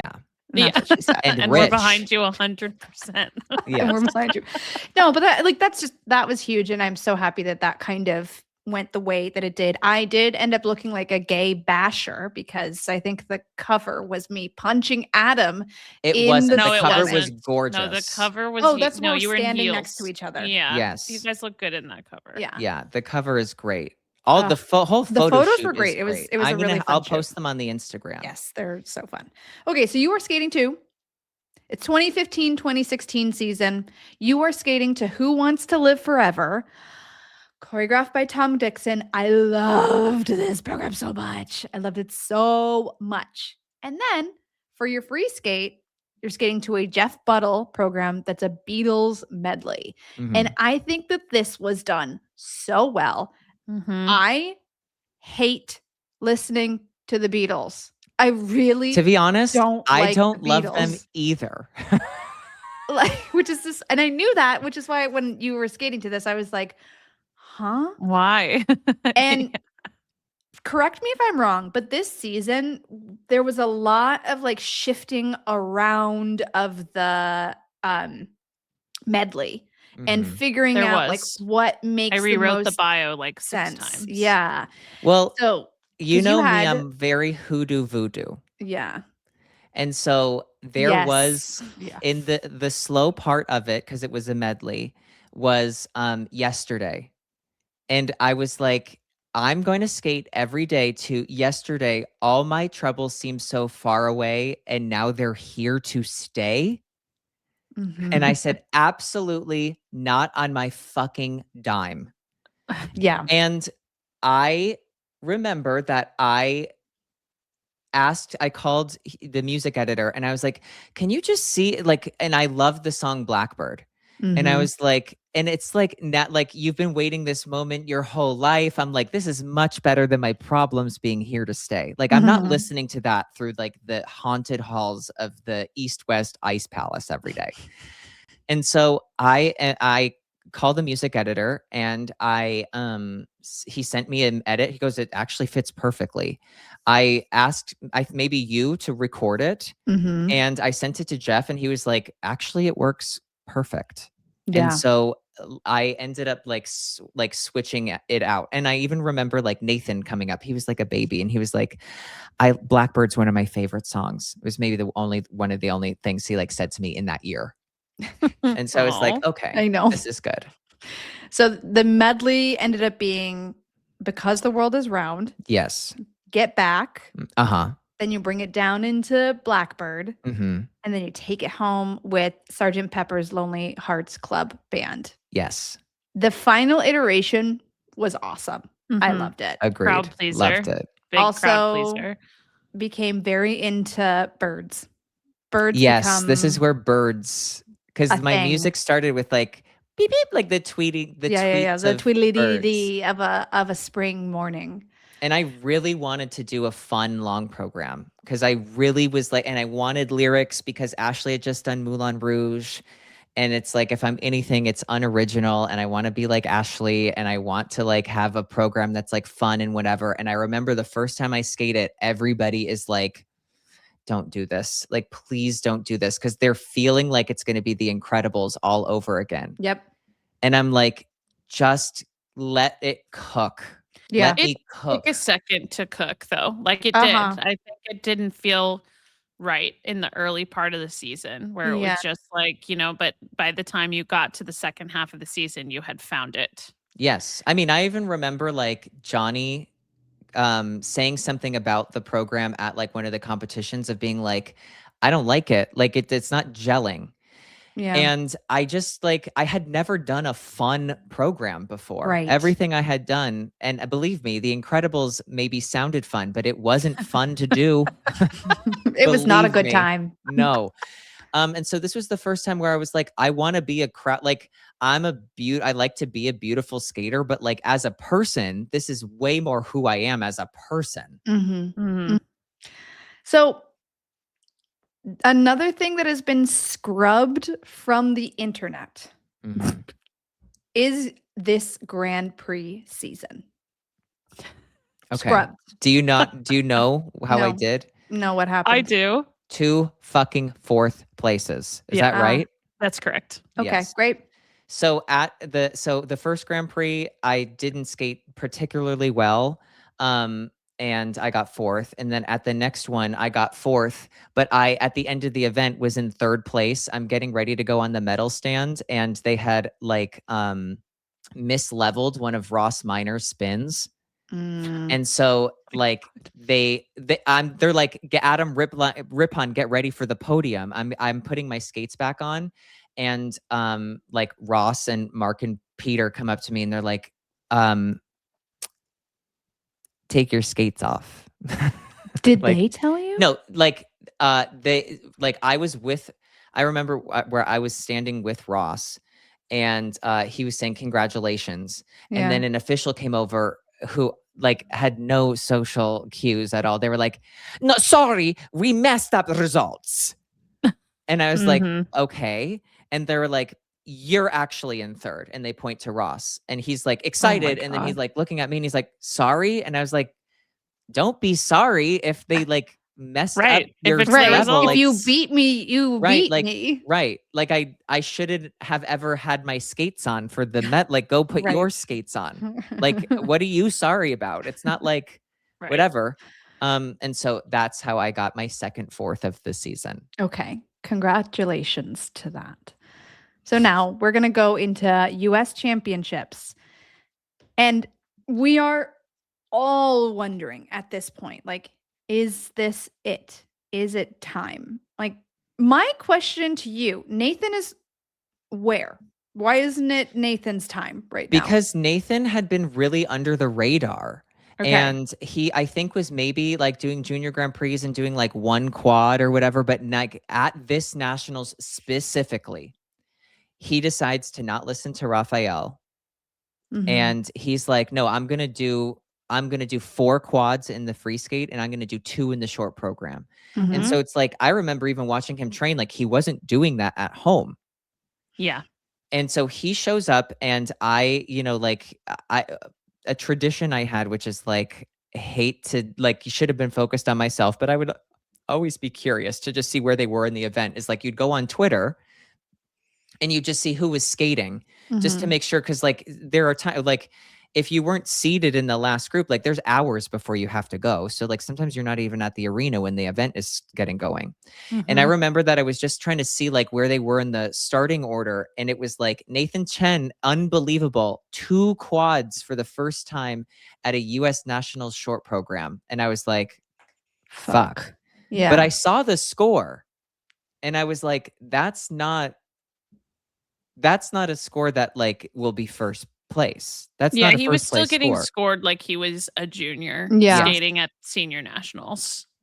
And So- Jason was hurt too. Jason, yes. right? Jason he had didn't go to like this nationals. he was having like a rough Grand Prix. I don't even know if he He pulled missed out one of his Grand Prix.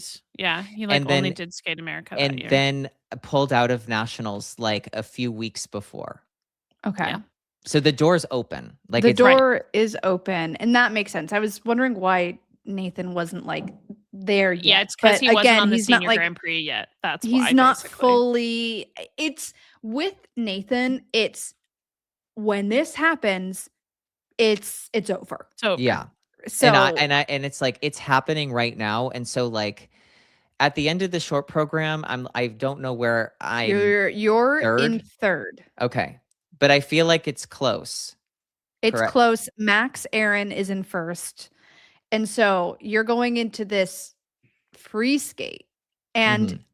this is just what I think is so ironic, because this is a program that people are like, this isn't Adam. Mhm. Adam is afternoon of a fawn. He's this He's a like different animal. right. He's He's a fawn. deer. Woodland creature. He's not bird. He's Uh. mammal. And so for you going out onto this ice, you might be lyrical and elegant, but you are also a fucking ham. I knew you were gonna say bring another I knew you were animal going to into say this. ham. Yeah, it You're- felt right. Ham. Yeah.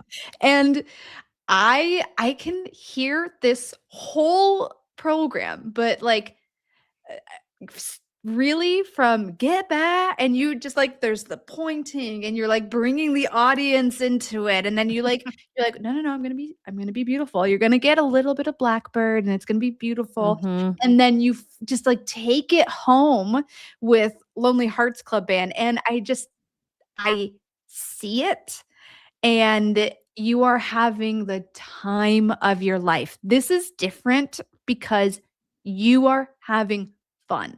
You're performing, you're selling. And even though this is not like your classic style, this is just something that finally clicks. And you are the undeniable moment of this night.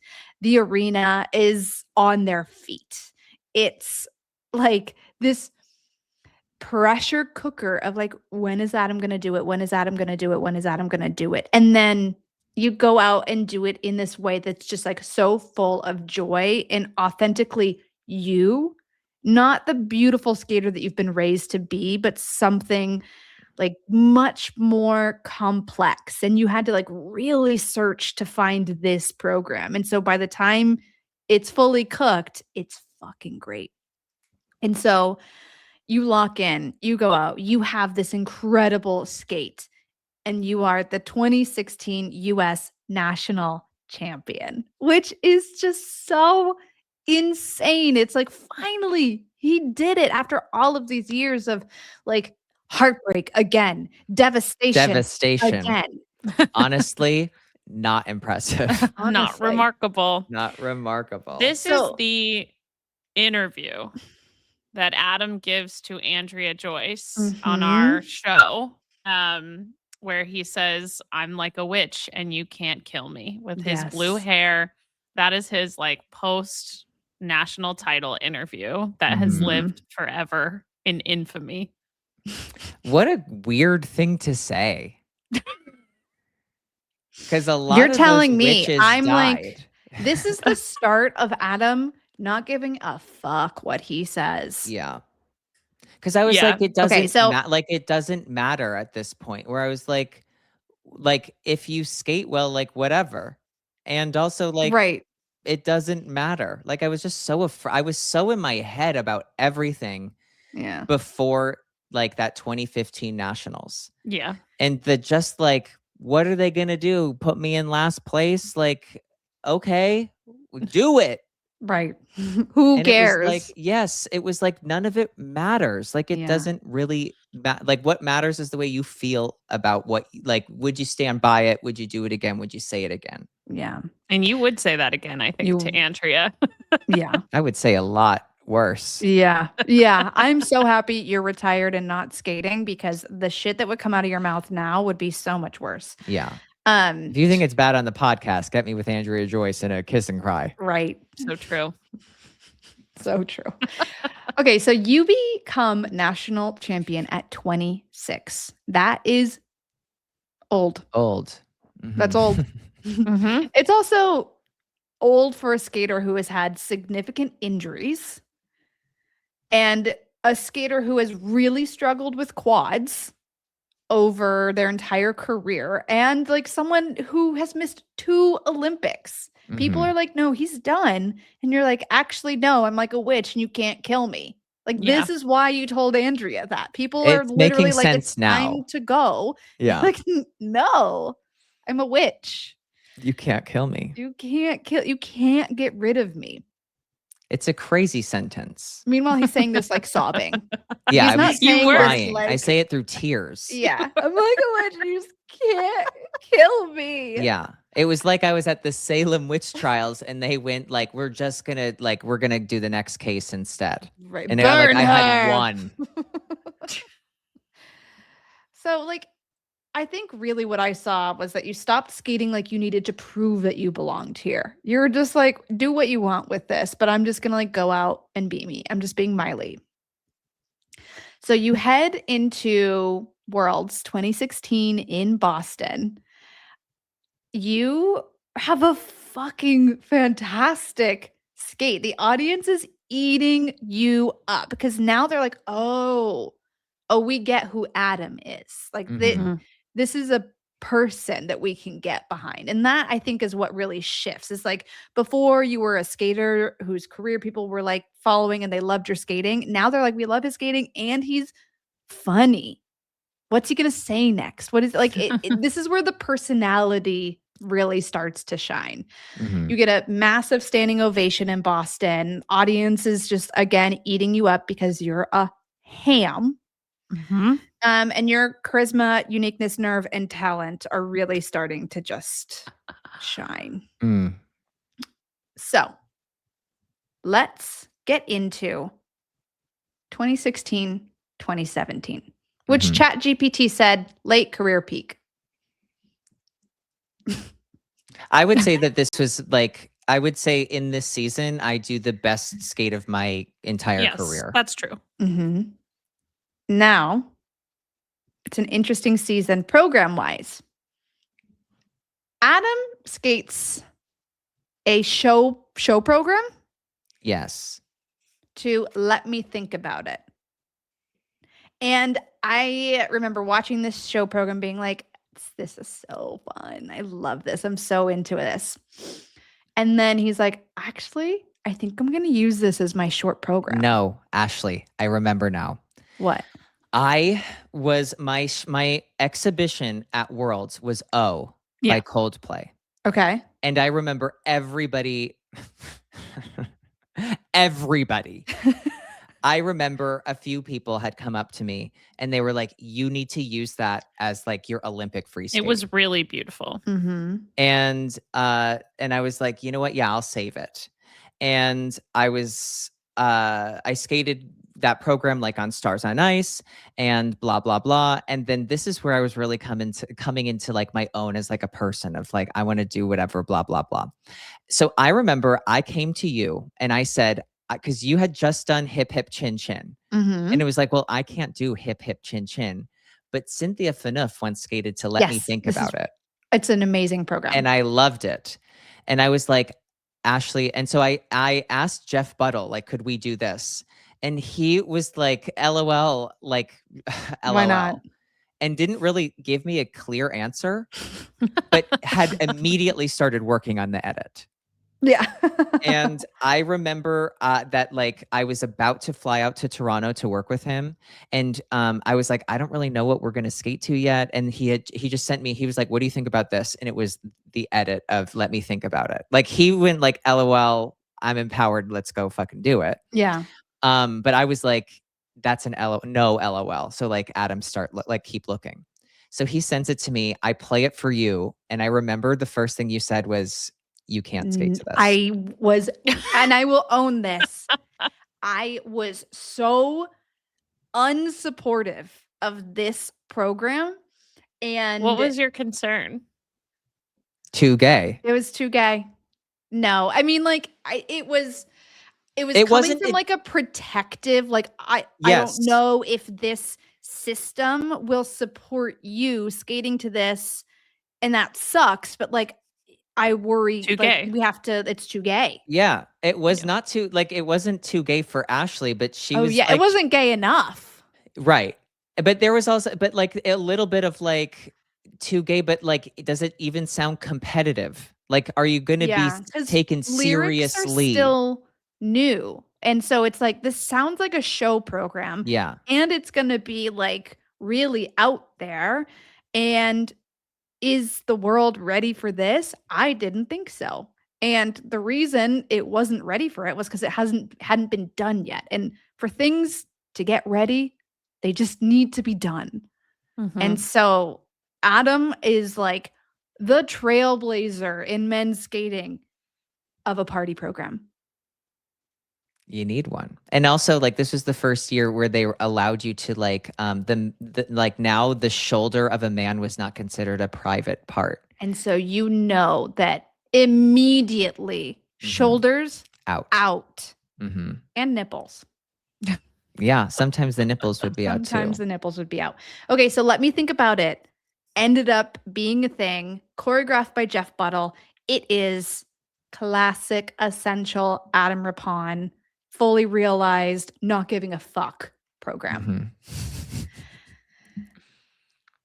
Then you have a really interesting like free skate journey. You start with this program Bloodstream, and Yes. it's choreographed by Benji Schwimmer, and it was good, Mhm. but it was not right. Like you were fighting it the whole season. I also think because not whole season, you didn't use it, but like because you had Let Me Think About It, Bloodstream was just, it was like two It was programs. a filler. Yeah. it I didn't was feel right. using it to wait a year.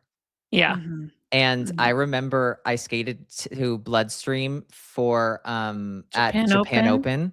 Yeah. And my friend Florent Amodio pulled me aside and he was like, and I had just done my O program, in the exhibition.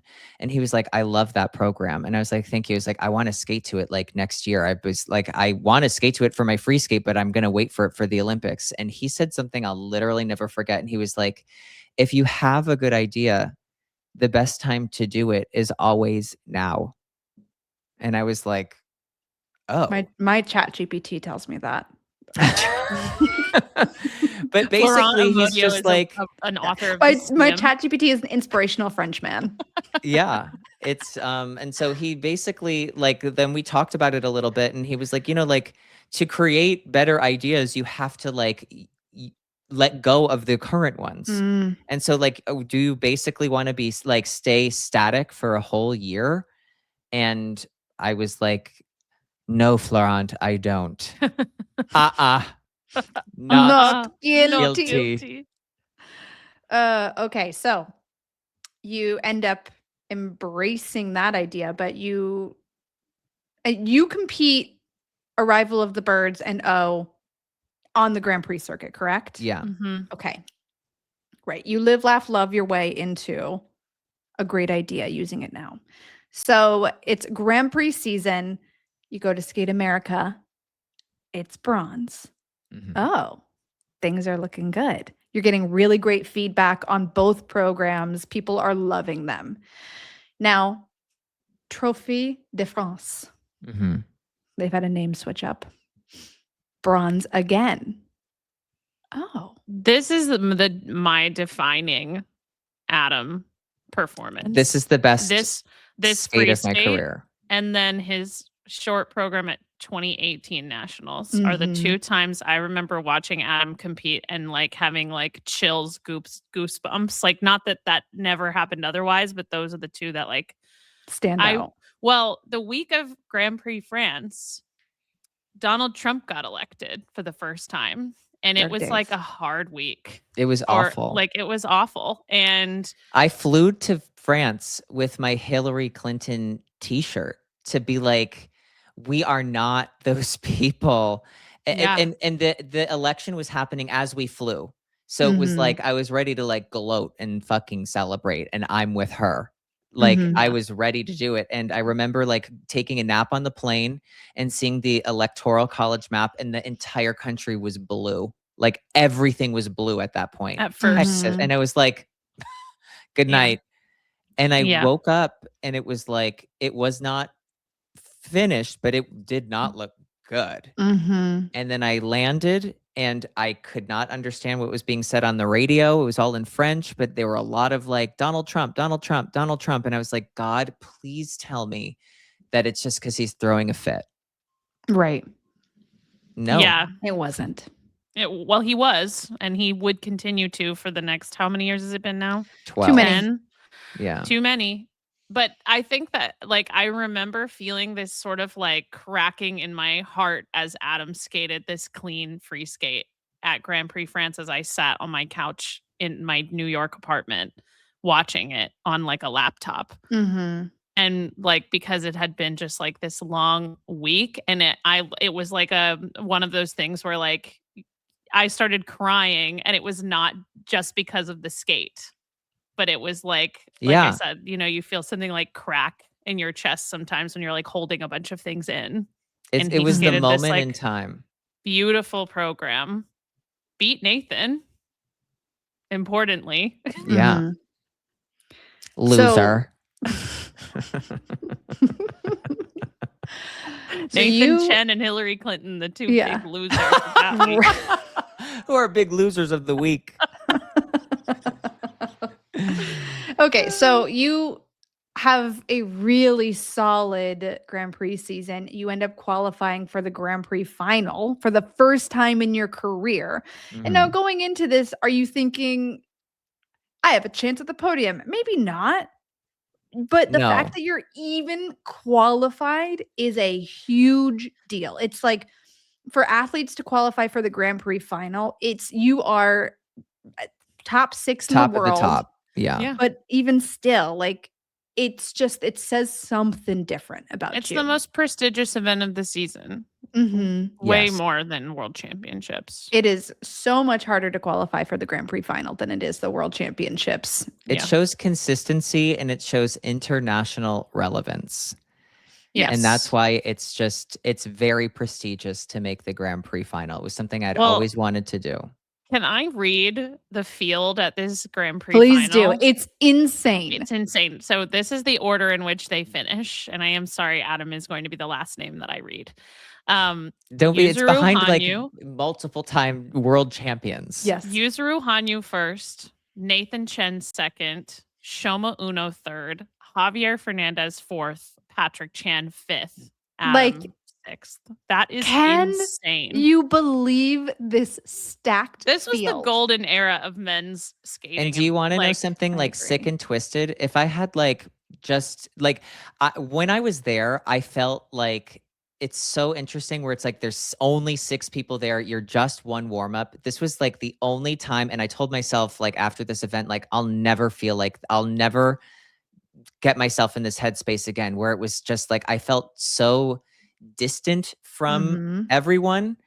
Where it was like, and Patrick and I think Javi even, and I feel like I feel like 4th and 5th, I feel like they did not skate well. And it was like if I had just done like kind of okay, I would have done fine. Yeah. But I felt like just being there on practice, I was like, there is such a gap between me and like the rest of these people. Like, what the fuck am I doing here? Like, I almost felt bad or embarrassed because I was like, I'm going to go out and do a fucking exhibition program and then they're going to start the competition. And it's like, you never know what's going to happen. Mhm. And like, it was like a big lesson because I remember like Patrick being really upset with the way that he had like skated. And, it's like, as a friend, you're like, it's okay. But then as a competitor, you're like, if I just like shut the fuck up and did a triple Lutz, like I would have beaten him.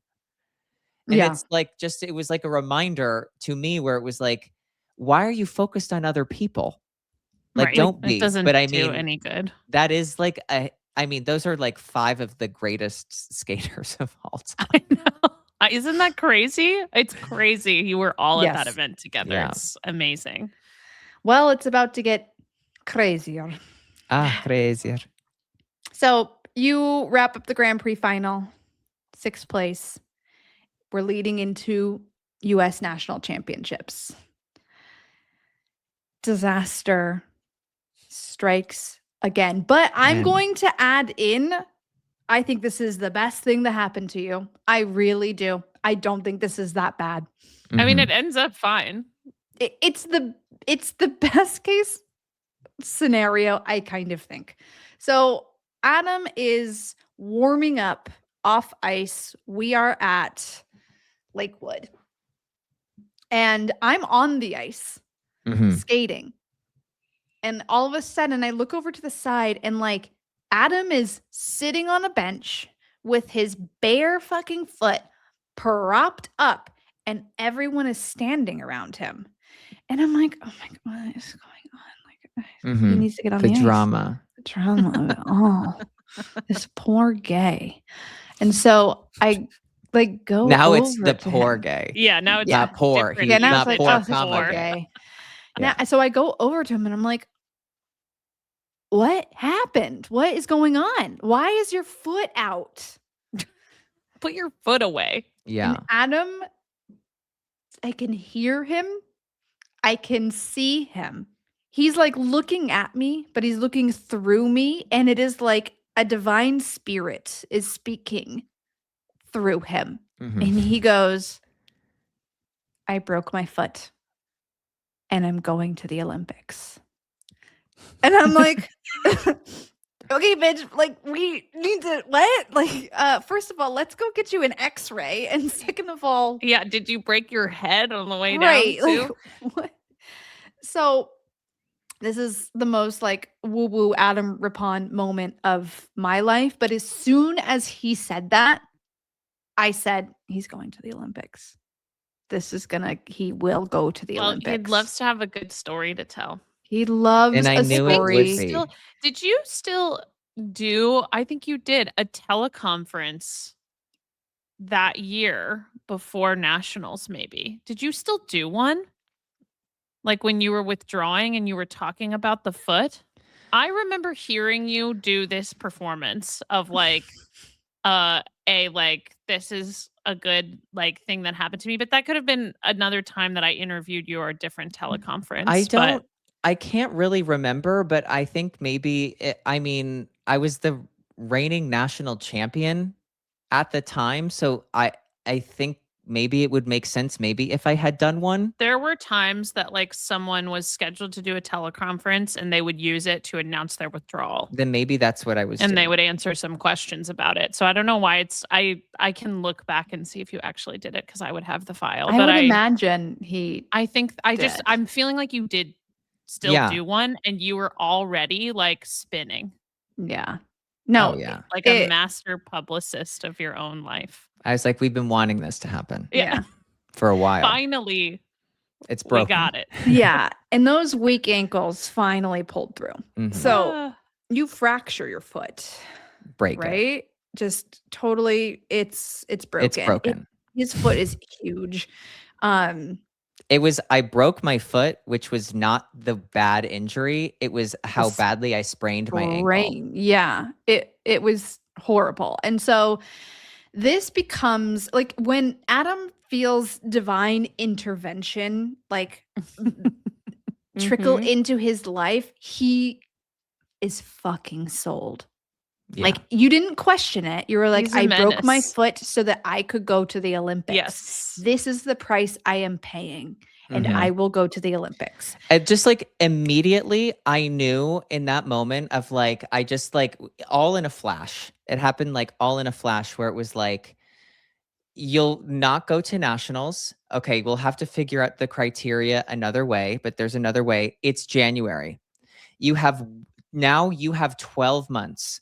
And I was immediately thinking that like everyone else has to make it through this season and they're not going to be getting ready for this year until June. So you have a 6-month head start on everybody to get ready for the Olympics. Well, and it So was now- almost 12 months to the day that you had to qualify. It was like January No, it's 7th spooky. or something that this happened. Or I almost was going to It say was another I January broke my 6th. foot but on it's the like, day of the free skate at nationals, like a year to the day. which I believe was January 6th, just for the record. I think you're right that it was January 7th because Okay, well, January 7th was not the day of the free skate, I don't think. But anyway, it doesn't matter. It was exactly basically 12 months. Yes, it was to your spooky. point. Yeah. Yes. So you end up going to Colorado Springs, and you're going to spend the rest of the year. Yes, and I did Not that the rest of the because year, but the rest of the season. when Nathan broke his when he had that hip issue, he went to Colorado and he worked with one of the trainers there, and when he came back, he was not only like healthier, he was like doing all of the quads. Yeah. And I was Saturday, like, January 6th. it was Sorry. the 6th of January. Shut the fuck up. That's so funny. And so when Nathan came back from Colorado doing all of his quads, I was like, you know what? I'm going to do the same game plan. Mm-hmm.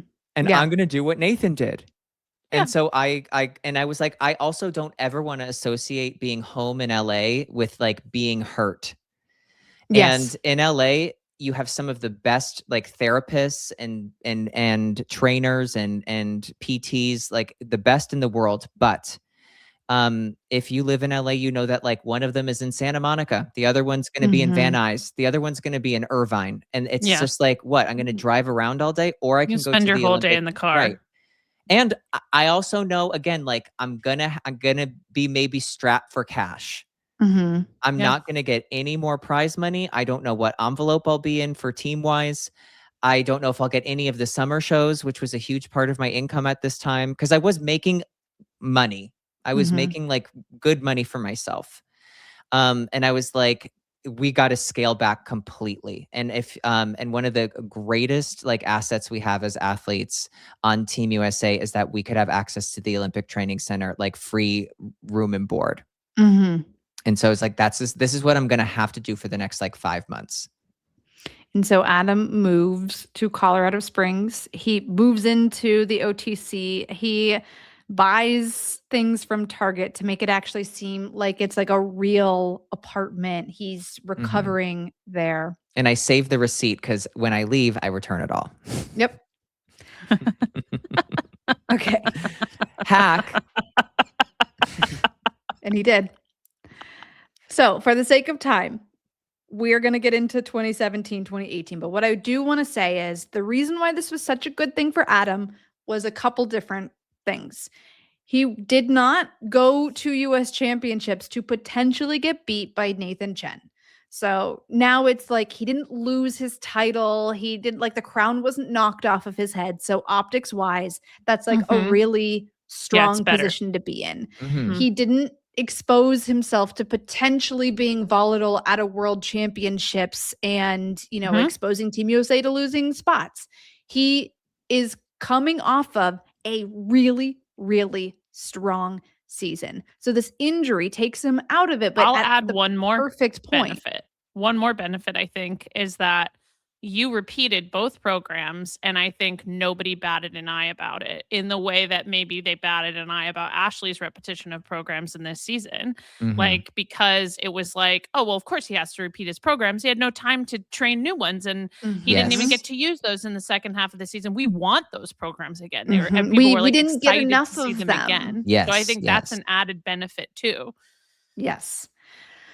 So it's 2017, 2018 season. We have the same two programs. You're repeating Let Me Think About It and also Arrival of the Birds. Mhm. This is quintessential, classic, pure Adam Rippon. This is what is going to take you through to the Olympics. And it feels right. These are the best programs you've ever skated. They're so authentic to you. People love them. Mhm. Originally, I was going to skate to myself singing Diamonds Yep. for my short program. Yes. Mhm. And I remember that like Jeff Buttle like choreographed the program, and like I had a program like fully ready to go, and it was like good, but like, you know, it just sounded kind of like it wasn't as good as Star um, Andrews singing her you're programs. taking the words right Well. out of my mouth. It wasn't as good as Camille Velasco on American Idol. Like it just wasn't.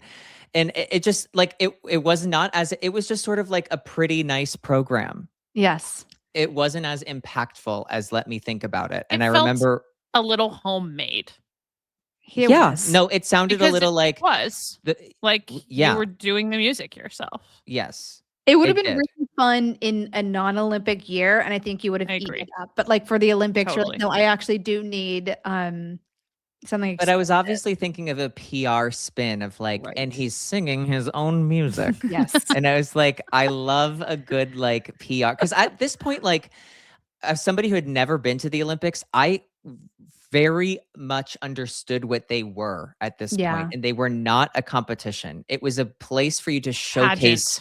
It was a pageant.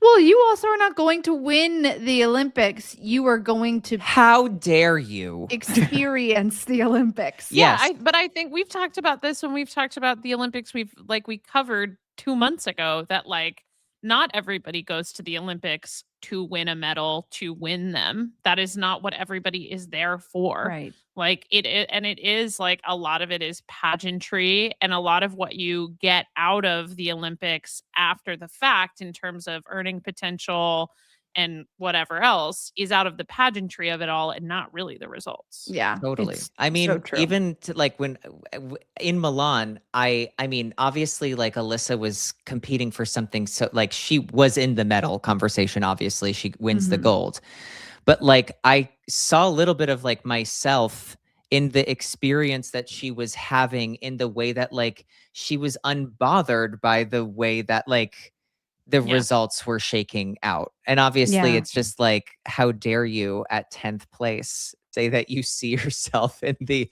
gold medalist? But it was in the experience that she had that it was like, Yeah.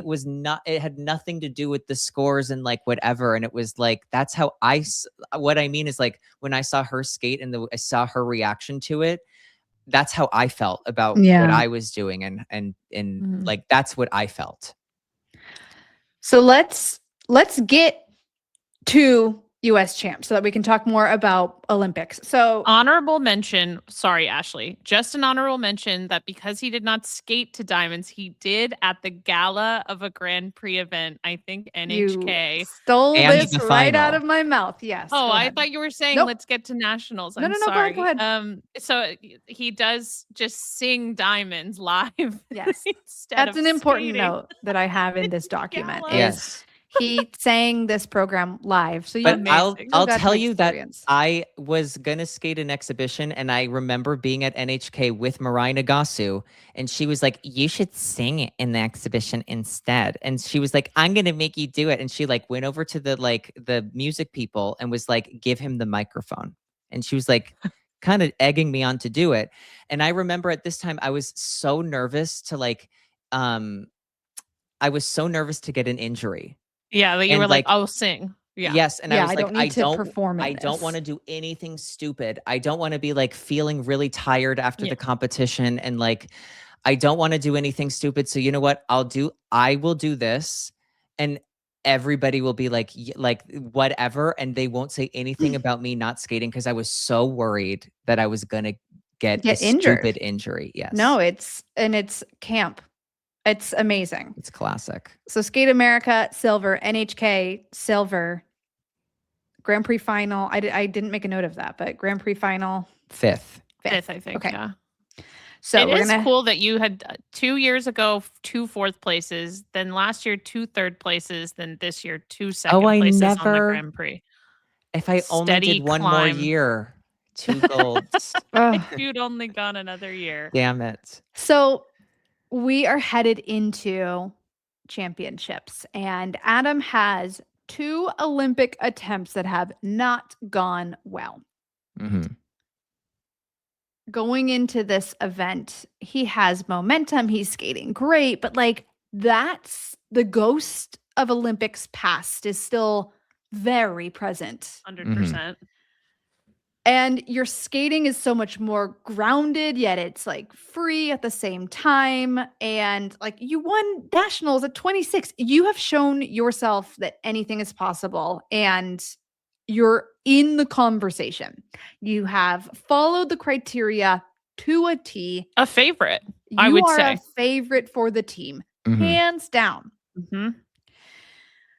This, I remember watching this and just being like, because you skated after me, I believe. Yeah. Men Free were- skate was after free the women skate were was done. Yes. after. So I'm already like, I'm not on this team. Fuck. But I'm like, there's still hope for Adam. Like, I know that Well, we are not going to be going to the Olympics together, regardless. He blew Granted- the roof off the building in the short program too. It So it was like was- looking good for you. It Yeah. was like, I mean, that I still remember that like I'm sitting there right now. Yeah. I remember in that warm up, I was like, I want to do something kind of like, I want to make people scared. I finished everything I was going to do in this 6-minute warm up in about 3.5 minutes. And I went over to Derek and Rafael and I said, I'm actually done. I'm going to get off. And I got off. And there was still like Raf, 2.5 minutes. I'm sure, ate that up. He loved it. Loved it. It's so strong. So you're in second place going into You're the in free skate. second. This free Nathan's in skate first. just doesn't fall apart entirely, but it's not what it needs to be. You It have was Go ahead. it was everything I had trained to do, where it was like, listen, the quad either happens or it doesn't. And then it doesn't, I fall in it, but I had trained to like get up, I do 2 triple axels, I do the triple triples. And as soon as I do the second triple triple, I have a triple Saukow and a triple Let's left. And I remember I'm skating into the triple Saukow and I said to myself, you did it, you're going to the Olympics. And as soon as I said that, I like feel a rut, and all of a sudden I'm about to do the Saukow, and before I can even imagine it, I'm landing in a landing position. I'm like, what? And I'm like, oh my God. And I'm like, I still cannot believe that, like, I don't even think I like left the ice, Mhm. but I like hit a rut or something. But like, if I was present, I would have dug into the rut. Mhm. I skate around And then all of a sudden, like I tap into the ice and my whole, like, I just feel like my whole leg just like, like I do a singlets that's like that big. It's a big old pop. But I remember ending this program and being like, you know what? It's not because you didn't try hard. It happens. You did everything you could. You like let your focus go for a second. And you know what? If this is the way it goes, this is the way it goes. I really truly was like sad, but I wasn't devastated because it was like I knew that like there wasn't anything more I could have done. I'm watching this and being like, what are you doing? Like the first fall, I'm like, okay, no worries. Yeah, like right. I've seen this program. I know what he's going to do from here on out. The popping, you've popped the first one. And I'm like, Adam, what the fuck? And then the last one, I was mad. I was mad at you because I Yeah. was like, you have gone through so much to get to this point, and then you're just going to let yourself pop. And so you end up in 4th place. Mhm. Twins. Yeah. Twin pewters. Twin pewters in so many ways. And so looking at this, Ross Minor is ahead of you. So Mhm. it's Skate of his life. Skate Yeah. of his In the free life. Nathan skate. Chen, Vincent Joe, and then Ross Minor. Mhm. So we're in an interesting position. No, I think Ross got second, actually. Oh, that's Yes. right. Yeah. Ross so got Yes. that second. made it more like of a Interesting. what's going to happen because Yeah. it wasn't Ross then Adam. It was Right. It wasn't like Ross, just a then little Vincent jump then Adam. over. Yeah, exactly. Now, this is where criteria really comes into play because criteria is part of this conversation. And I think leading into this national championships, because criteria was an issue before, US figure skating is like, here's the criteria. Yes. This is what we're working with so that, like, God forbid something happens, it's very clear what they're using. It unfortunately does not feel like it does and it doesn't of like what's gonna happen. Adam feels like he's on the team. He has all of this criteria to help him.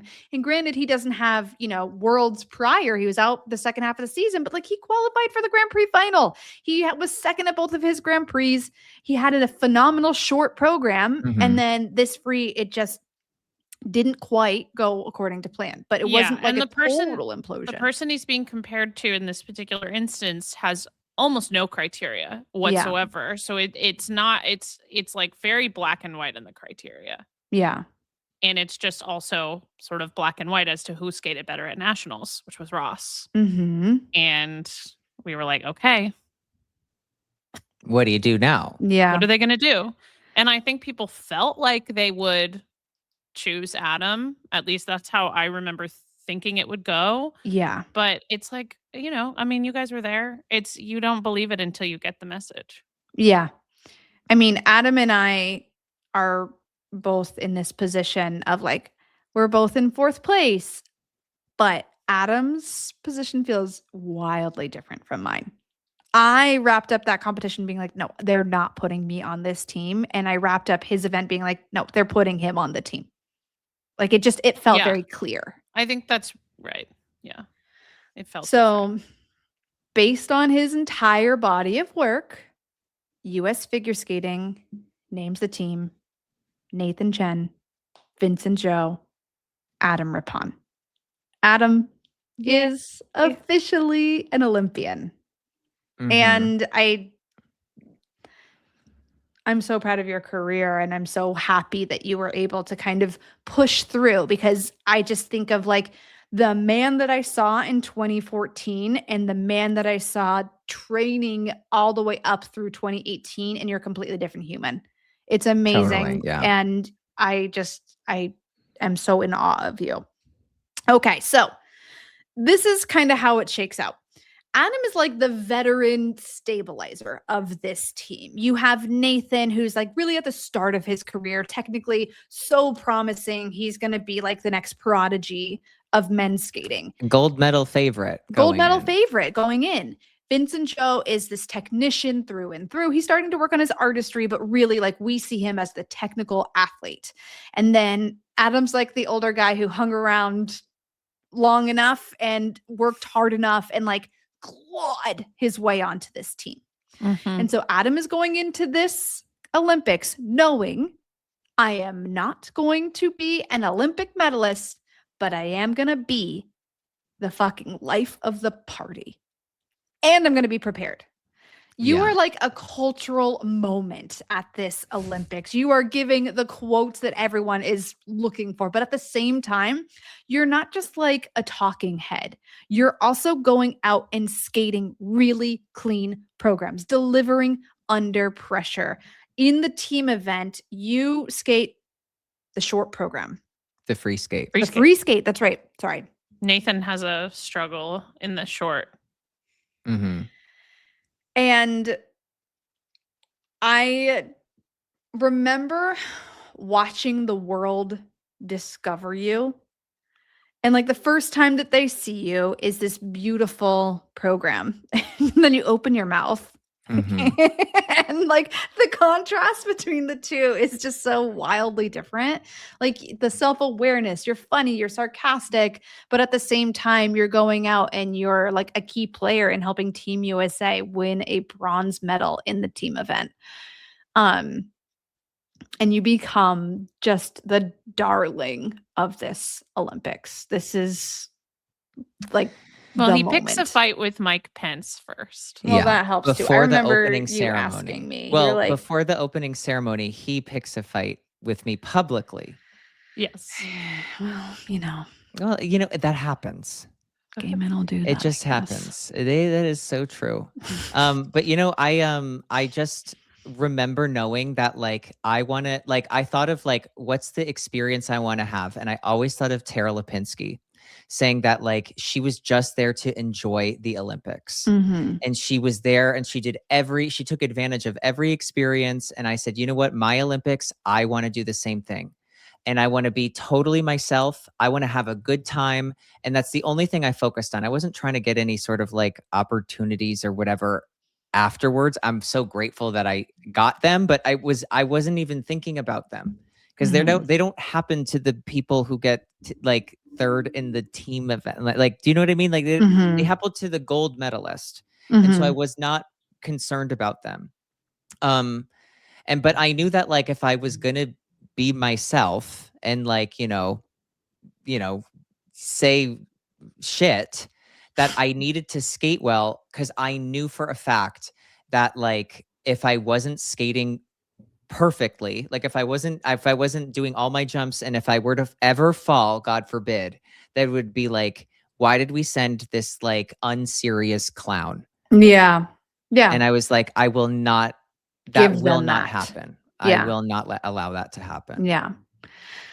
So you deliver big time in the team event. You have this clean skate. It's a huge moment. You help secure bronze for Team USA. It's also important because like you were labeled as inconsistent for years. Mhm. And you were an unreliable athlete, too emotional, too artistic, not technical enough, all of these things. And then like the pressure cooker of the Olympics, not a problem. You're a diamond, baby. So that bronze medal also is a huge moment in your career in so many other ways. You become the first openly gay U.S. male athlete to compete at a Winter Olympics, the first openly gay American athlete to medal at the Winter Olympics. And that's part of your legacy, to be so unabashedly yourself. Not only are you gay, Mhm. But you're poor. but you're poor. Okay. And I left the chat GPT in here. Okay. Individual event. Finishes 10th overall. But honestly, that barely mattered culturally. That's so fucking true. I mean, that is know. true. It's a Because pageant. Adam became the breakout personality of the games. Is that what it says? Yeah. Or you're saying that? Oh, okay. Yeah. I remember it going something like this. he gets a bunch of press over these comments back and forth with the vice president. And I remember him calling me. It was like mid-January. It was like a couple weeks before the Olympics still. Mm-hmm. And you were in some like USA Today back and forth with Mhm. Mike Pence, and we were talking about what to say, whatever. And then you go to the Olympics, and at the team kit, what's it called? Processing. Yes. They had everybody do these like, I would like to thank, and you wrote on this card, my haters. Yeah. In this like perfect cursive. And then Reese Witherspoon posted about that. Yeah. And it was like the Mike Pence thing, then the Reese Witherspoon thing, then at some point, maybe team event, Mm-hmm. Britney Spears was posting about you. Yeah. And it just started to snowball. Yeah. And at that point, nobody cared what place you were in. No. No, It didn't matter. No. it really didn't. So after this Olympics, I have 4 lines of text left. This Okay. is This Adam's is the perfect life. way to end it. His life is the last 8 years of Adam's life can be summed up in 4 And lines 4 of text. lines of text. I'm So ready. leaving the games, Adam is the darling of the US. He goes on to Dancing with the Stars, comma, wins, period. Writes a full-on book. Opens a med spa. In a They're nutshell, so basically. far apart. That's so funny. And then there's a bullet after opens a med spa where I'm like, what else was I going to add? I mean, he gets married. He Right. moves to Pasadena. He gets 2 dogs. Yeah. Tony and Tracy, his children. Yeah. But Ashley, thank you so much. This was lovely. It was, I really, you did a wonderful job, and it was an honor to have the both of you by my side for so much of that stuff. Yeah. It was And I love you cool to both. watch. Yeah, we love I can't speak for Someday I'll Sarah. do I a love bonus episode of the 8 years of your life with more than 4 lines of text, because I was there for more of that than I was for the earlier parts that Ashley did. You. Well, I'll do your we weren't really post-skating doing life. post-skating No, this is like, lore, I no. know. We can do it which is why someday it's as a summed up bonus. as opens a med It's the spa, perfect sum empty up. bullet point underneath it. Because the left, what is it? The last is left unwritten. No, it's the perfect way. I mean, what else are we going to put in Exactly. there? Like, nothing. No. It's perfect. Wait, 'Cause well, we did not do the cancellation. come on. Someday listen, we'll do it. we'll do it. Yeah. Well, yeah, he's gotten canceled a bunch. I've gotten And he's still canceled here. from RuPaul Drag Race people, from like everybody. Like, it's, you love to, like, I just feel like, listen, if you speak your mind and you say things, sometimes you're going to rub people the wrong way. Some Mhm. people don't have the same sense of humor. And now in the work that I do now and that we do on the podcast, it's like, sometimes it's not everybody's going to like what you have to say, but like, I know it's not coming from like a hateful place, so it doesn't bother me. And if I Yeah. say something that like that I wish that I didn't, I'll apologize for it. I'm not too proud. And so I think that like, that's the one thing that I've really learned, where it's like, it's more important for me to say something than to like ever hold it back. And I Yeah. learned that from Ashley. Thank you. Well, from a boy in Pennsylvania who was inspired to skate because of a popcorn tin can and a bitch in a muff, you sure went a long ways and took this the distance. And I'm so proud of you. I hope you guys enjoyed the lore of Adam Rippon. It's so hard to I like did. tell a person's story. It is. Right It's in quite front hard. of them. You've Yeah. lived so much life. You've done so much. I'm so proud of you. No, that was great. Yeah. That was I great. love you. Thank you. Yes. And so up next, for so many of you guys who have been asking, we will be doing a version of the lore of Sarah Hughes. And when Get people are like, ready. this is what I A told them to version. do, they took my idea. No, we didn't. We thought of it first. This has been in the works forever. So All right. We love you. Not. We love you. I love you guys. Thank you. Thanks,